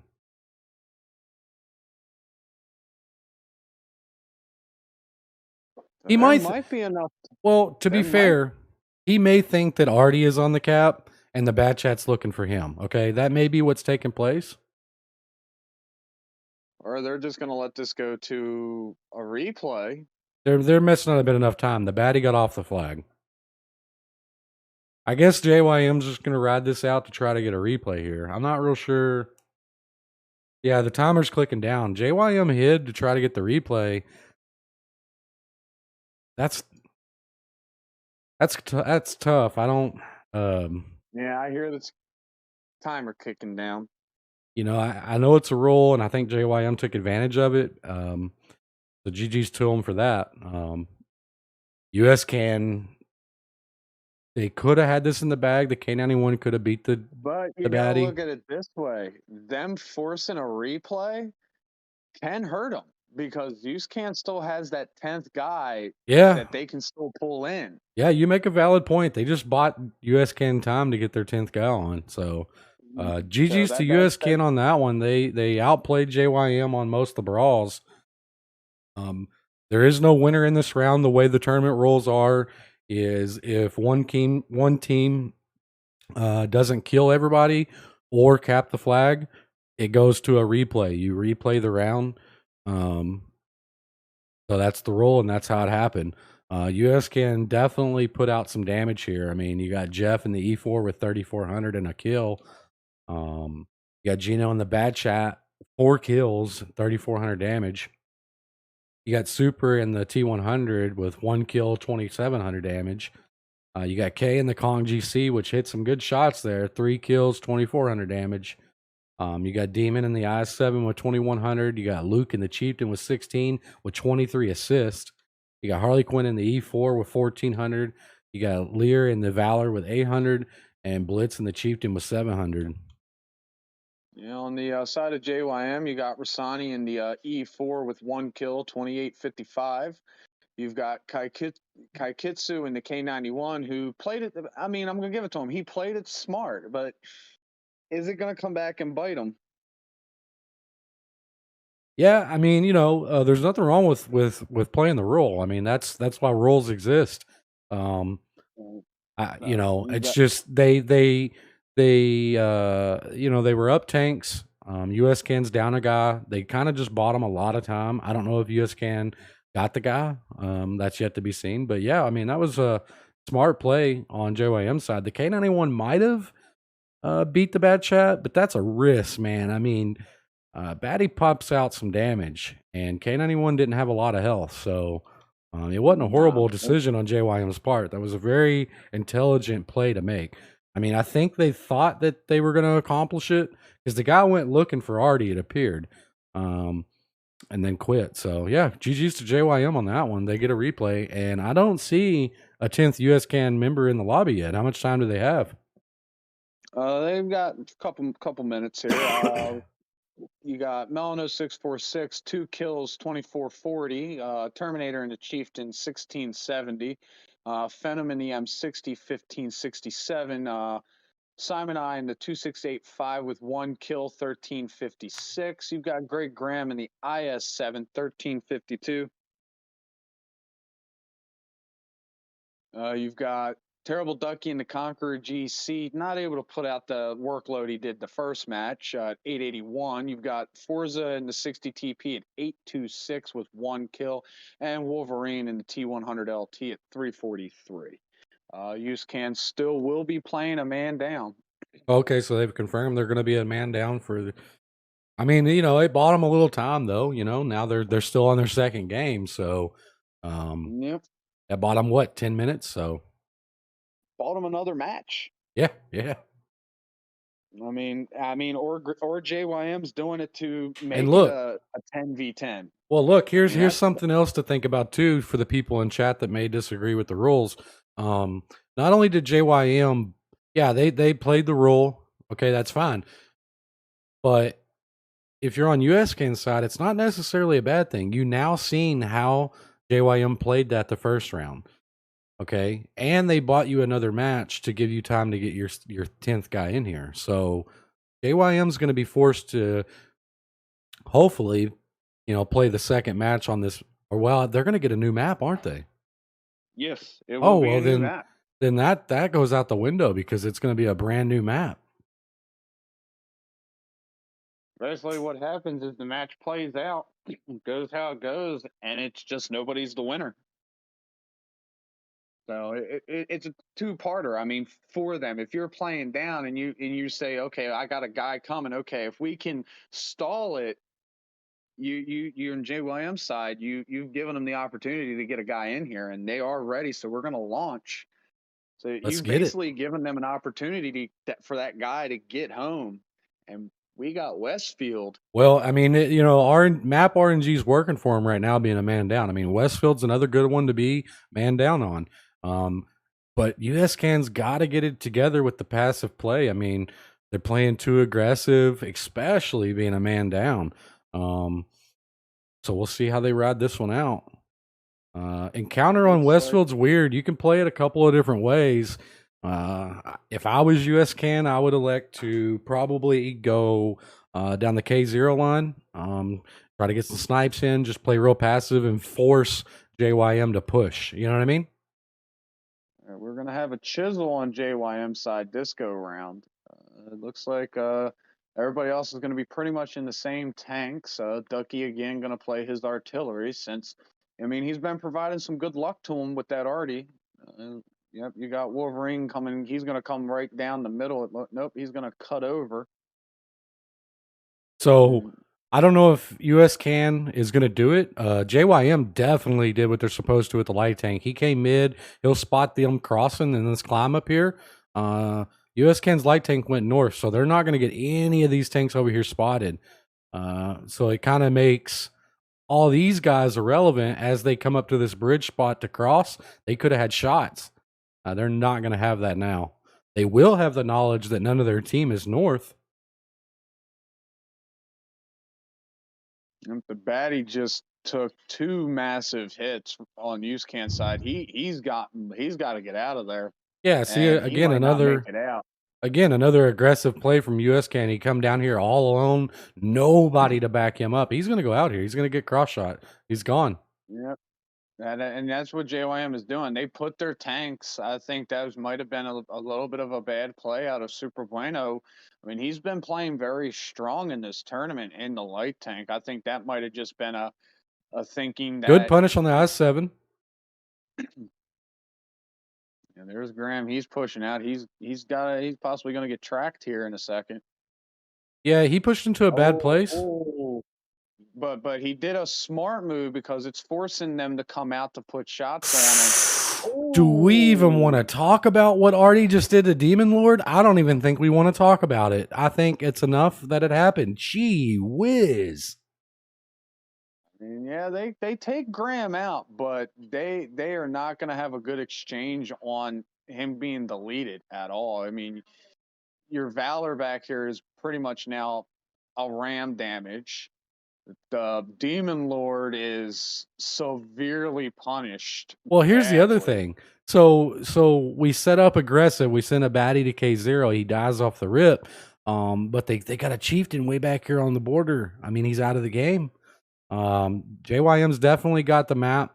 They've got the control so far. They've got the hit points, and they're up a couple of tanks. We'll see if US can bring this back. They do have a strong position with their E4, and they have their light tank alive, so there's possibilities here. I'm trying to figure out what they're trying to do with this chieftain back here, because I mean, I don't know if he can even get shots where he's sitting at. No, I mean, he might have a shot on that chisel up there, but and he missed it. He took a shot at him. E4 misses the shot. Artie hit the E4 over here. Artie's putting in work. So they were able to delete the Valor back here. Yep. Okay, so now their chieftain's going to move in. Chisel's going to go for the light tank, apparently. I mean, for the Artie, I'm sorry. He's getting punished hard for trying to go get Artie, which he did get Artie lit. Which at this point, you know, they're down so many tanks. This I-7's going to get rushed from the behind here. Artie hit him. Boy, Artie has smoked this position. I-7's going to get shot in the butt right here. I left him with 17 hit points, but the K91 reloads really fast. He'll get him deleted. There we go. And then now we're going to move on down to the light tank and the I-7, trying to get those last chieftains out, and they are the chieftain and Artie. Yeah, I think that was a very, very bad play on that chieftain going up there. very bad. I think the light tank on USCAN side did not play that very smart. I wouldn't have sent him as far north as they did. I would have had him cut through the middle. And Yeah. if he was going up, cut through the middle to get some spots, because they used they look like they used their baddie to be the eyes on that side. And I mean, the baddie's got good view, but Well, as soon as it's spotted, it gets punished. Well, the problem with the way they set it up was they sent their whole team down the zero line. So their team's not going to shoot the hill where the light went to spot. Their team's going to shoot the mid and the left. Light tank goes mid. He spots their light tank, which causes them to, go back. They don't get to go as far. They don't get to spot as many tanks. And then their light could then spot all the other tanks going up the hill towards the cap and then trying to go up the K line to the zero line. And people would have had cross shots. So that was their first big mistake. Their second big mistake was leaving too many people back. I mean, they started aggressive with the baddie and the light, but then the rest of the team played passive, and you've seen what the outcome was. It just didn't end well for USCAN. And I'm just gonna say, terrible Ducky. I'm not. Everybody on JYM side did great, but Ducky with them nukes out of that artillery is what really, I'm honestly gonna say, won them that game. I saw them. Yeah, I We're mean, not even gonna talk about he hit Demon. the IS-7 for a little over 1,000, and then he splashed out the E4, and then he comes back and hits the IS-7 again for like another, I think it was like another 6-7, almost 700. So over on USCAN side, we got Harley Quinn at the top, E4, 1 kill, 1,900 damage. Jeff, E4, 1,600 damage. Blitz, Chieftain, 1 kill, 1,400. Demon Lord, IS-7, 1,400. Luke, Chieftain, 1,200. Gino, Batchat, 25, 1,200. So he did get a full clip out. He pinned his shots, or 3 of them anyway. Super Bruno in the T100, 300 damage. 0 assisted. That's the key. Westfield light tank 0 assisted. It's definitely something that USCAN has to address in the future on this map. Lear and the Valor 0 damage. And then here's another one. This is kind of surprising to me. The Conqueror GC was 0 damage. So did not hit the shots. Out, no damage. So another match where a person that was doing good and already did not have a good game. So it's going to be interesting to see. JYM side, terrible Ducky with that. And I mean, he did it in extreme fashion. He only fired 3 shots out of that arty and did $3,000. Yep. That is key right there. Rasani in the E4, 3 kills, 2667. You've got Simon I in the 2685 doing 2556. You got Kai Kitsu in the K91 with 2 kills, 1964. You've got Phantom in the M60 at 1840. You've got Terminator in the IS-7 with 2 kills, 1774, and nearly 2,000 spot and assist damage. You've got Forza in the Chisel at 1219 with a kill. You've got Melano in the IS-4 at 839 with a kill. And the two big numbers here you're going to look at is Wolverine, not a lot of damage, but between him and Great Graham in that IS-7, you're talking almost 9,000 assisted damage.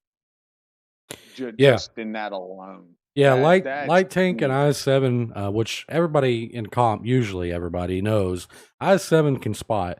And the light tank did his job. 3,600 assisted, and then the IS-7 was spotting the other side of that hill with 4,600 assisted. Absolutely crazy spotting assist out of this team. I mean, they worked really well. GG's to JYM on that. And it does look like USCAN's fighting to stay in and possibly buy a little more time to get that 10th guy. It's rough. Have they confirmed that they're going to play down a guy? Yep. They're going to play without their guy. Oof.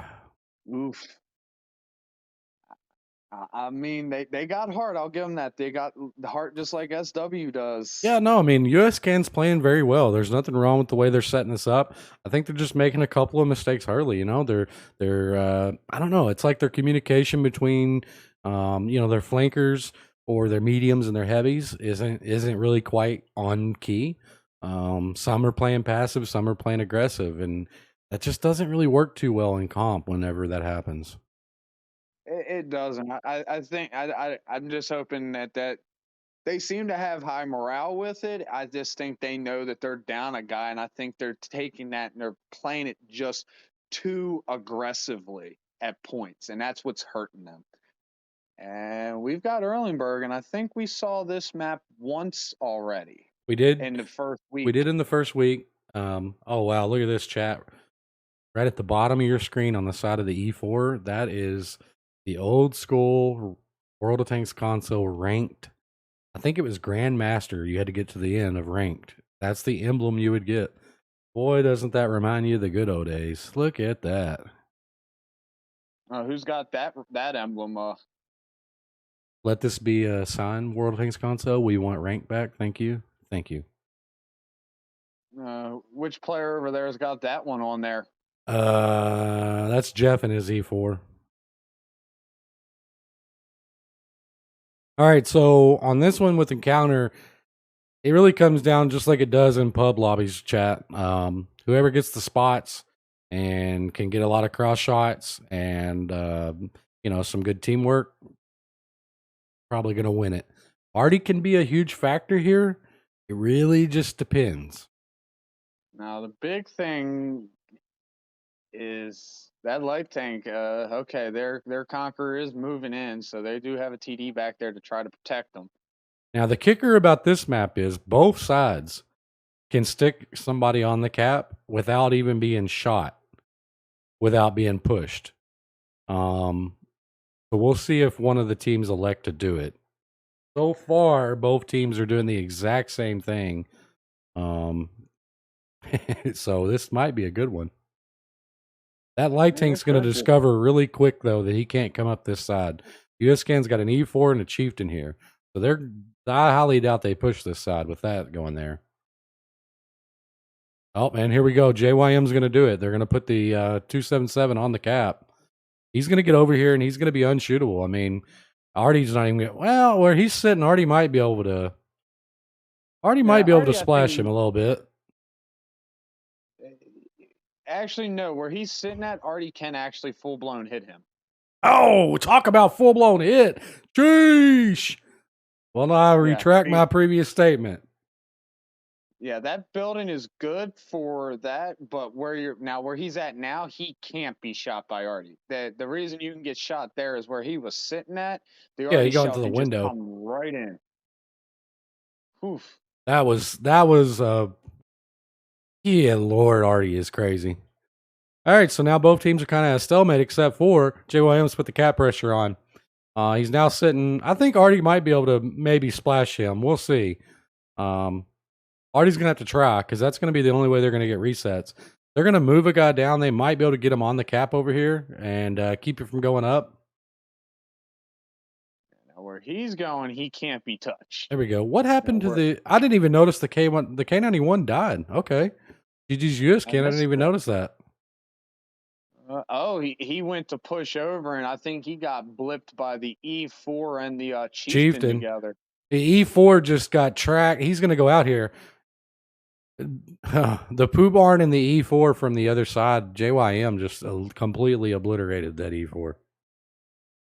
Yeah, I think that might not have been the smart move. I think they should have left the E4 up where he was at. Keep him safe. So now we're going to be at a weird position. We got the cap kind of nullified. It's really just going to come down to who's getting the spots. And both teams... They just lost their light. Yeah. The medium's down, but JYM still has their light now, so the light tank can just go in and just spot up intel for the Artie, and the Artie can just sling shells.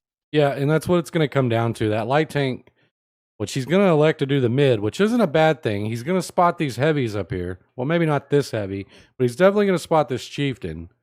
Now here we are with US Can. They've got to figure this out. Now without a light tank, they don't have the knowledge to know nobody's coming this side. And they don't have shots on that cap from here. These guys are going to have to relocate. Now, if the Artie were to come down, if he came down to, it's if he moves them. If he comes down to about in the castle where the brickwork is, right here on FG2, he can actually sit there and he could sling a shell in on that 277. This But he baddie's would have to move. This baddie's going to play with fire over here. This light tank's got to, push back. He's going to have to retreat. He's going to keep him out spotted. I think he's unspotted now because I've just seen a Bloodfire go in over on the right. But this guy was going to try to push up and get spots. JYM's responding very well to it. They've moved their entire team over here. Yeah, because they've pretty much both teams have 100% nullified the cap. I mean, neither team can afford to push. Yeah, but US Can's not rotating their people. Ooh, he got a lucky shot on that IS-7. Artie did. Yeah, I mean, I knew Artie was going to be able to splash these areas.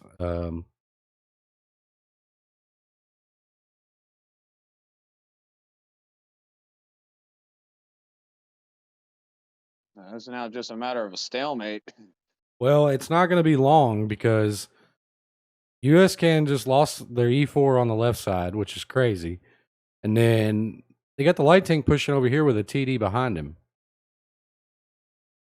US Can still has their other two heavies are still back in their spawn. They're playing it like they're waiting for like. They don't have any vision. They don't know that nobody's pushing that side, and the bat chat's not made it up far enough to even spot anything. The light tank's keeping him pushed back. He may have just lit that TD. I don't know. He might not even lit him. Oh, the E4 drowned himself. He slid in and couldn't get out the drink. Is that what happened?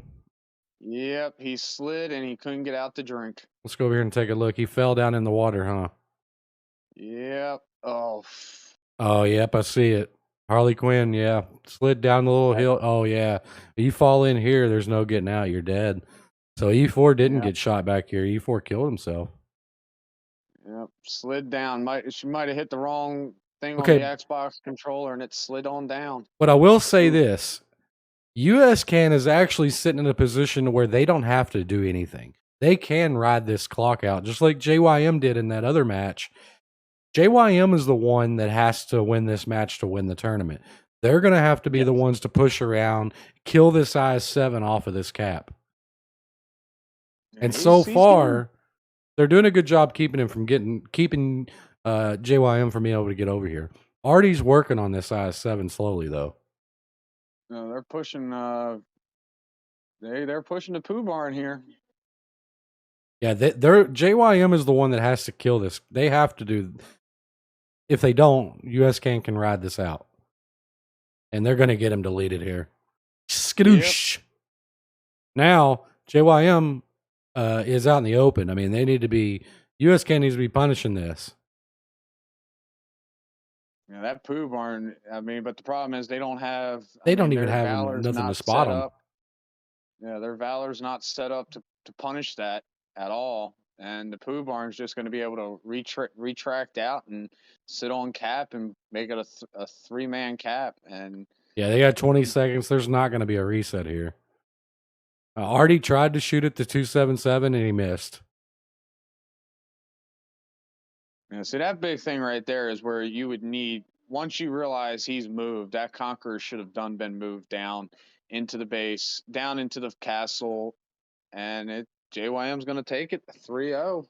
Yep, JYM does take this tournament 3-0. They played really smart. I mean, US Can was down a guy the entire tournament or the entire championship match, but JYM did really good. They played smart. They played strong. And they did good. Terrible duck in that Artie putting in some work there. Both Arties hit big shots there, which is no surprise. Over on US Can side, we got Gino in the bad chat, 2,500 damage, 1 kill. K in the Conk GC with 2,300. Harley Quinn killed herself, unfortunately, in the water with 1 kill and 1,100 damage. Blitz in the Chieftain was 700. Jeff in the E4 was 700. He's the one that went down into the cap early and got straight deleted by the 2 TDs. Lear in the Valor with 400. Luke in the Chieftain with 400. Super in the T100 with 200 and only 1800 assists. He kind of got caught out on that right side. It happens. Demon in the I7 was 0. We will have a Terrible Ducky who was playing in that god awful artillery joining us for the side of JYM in a minute. Nice.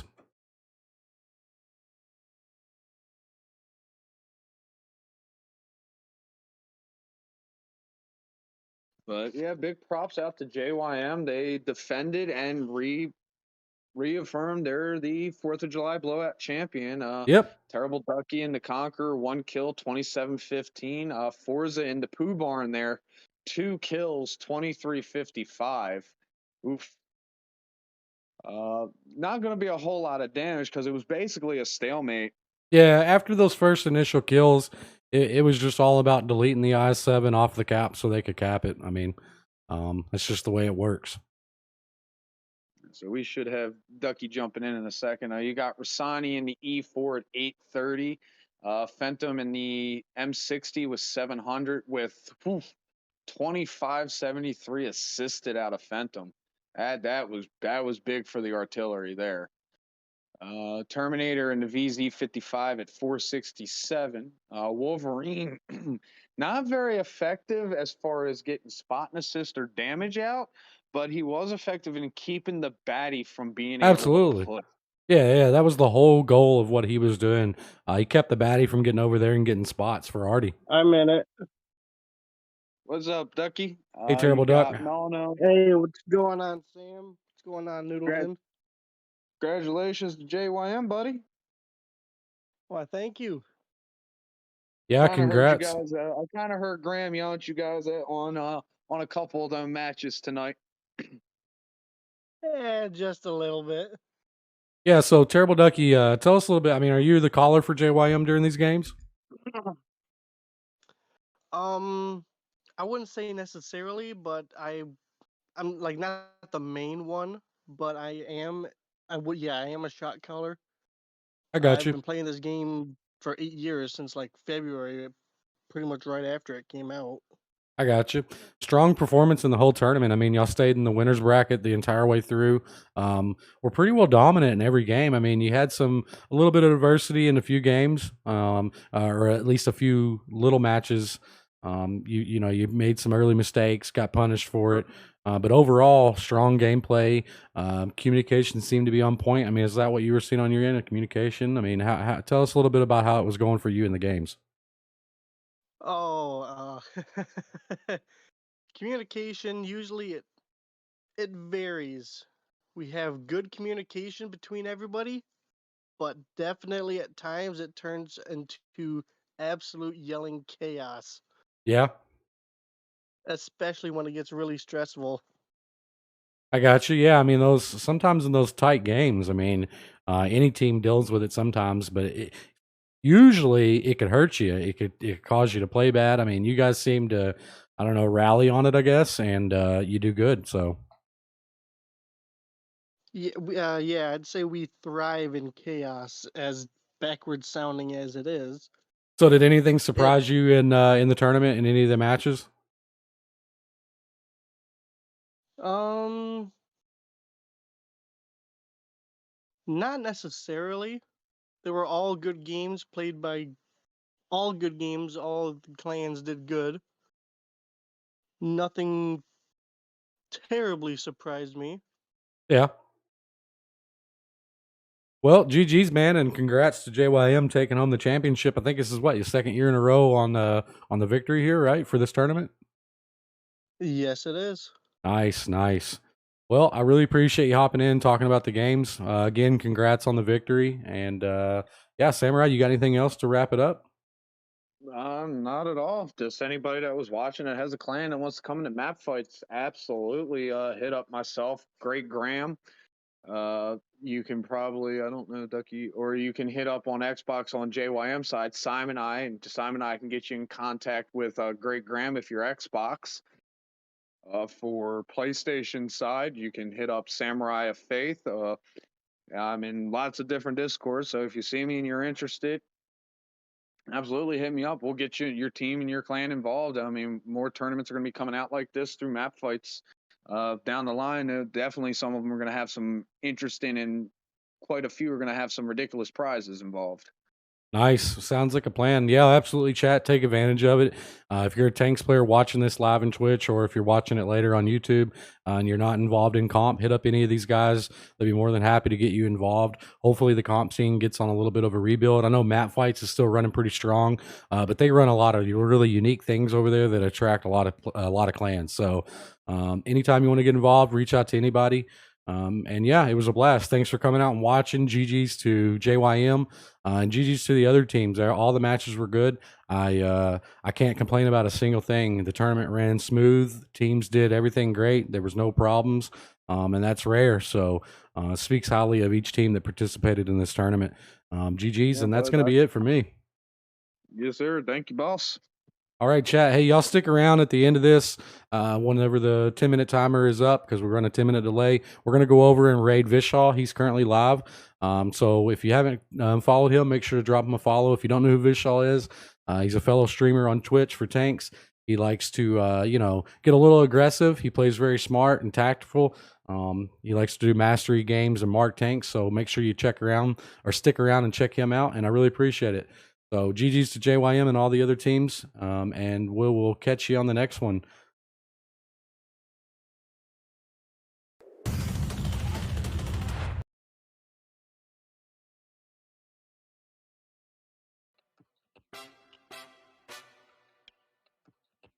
Hey, Noodle, let me take him out. Like a ticking time bomb, we about to blow. And I wipe out the ops like an obstacle. Line them all up like dominoes, then we watch them all fall like Geronimo. Brain like tanks cause we on a roll, and we got more rounds in a pot of gold. Catch more shells than Galapagos, no safe landings in a war zone, that's real. Got sauce, no tartar, and I drop bars, that's facts. You got a clan behind them, they diabolic, they always got his back. They'll drop a hater cause clutch kings don't tolerate disrespect. I'm too official like a ref whistle, move foul, get hit with the tech. My brother Noodle, he #1, he taking over, he blasting off. Y'all clowns ain't going up, y'all stagnant. Y'all vision flawed, I flip the bird like Tony Hawk. We serving shots and it's on the rock. Noodle stream really 1-1. If you hate and use a hoe, like a ticking time bomb, we about to blow. And I wipe out the ops like an obstacle. Line them all up like dominoes, then we watch them all fall like Geronimo. Brain like tanks cause we on a roll, and we got more rounds in a pot of gold. Catch more shells than Galapagos, no safe landings in a war zone, that's real. But please don't make me go and grab that still. Banana clips all on me, but your cap is getting peeled. All your homies phony, they be capping, they ain't real. Yeah, they ain't real.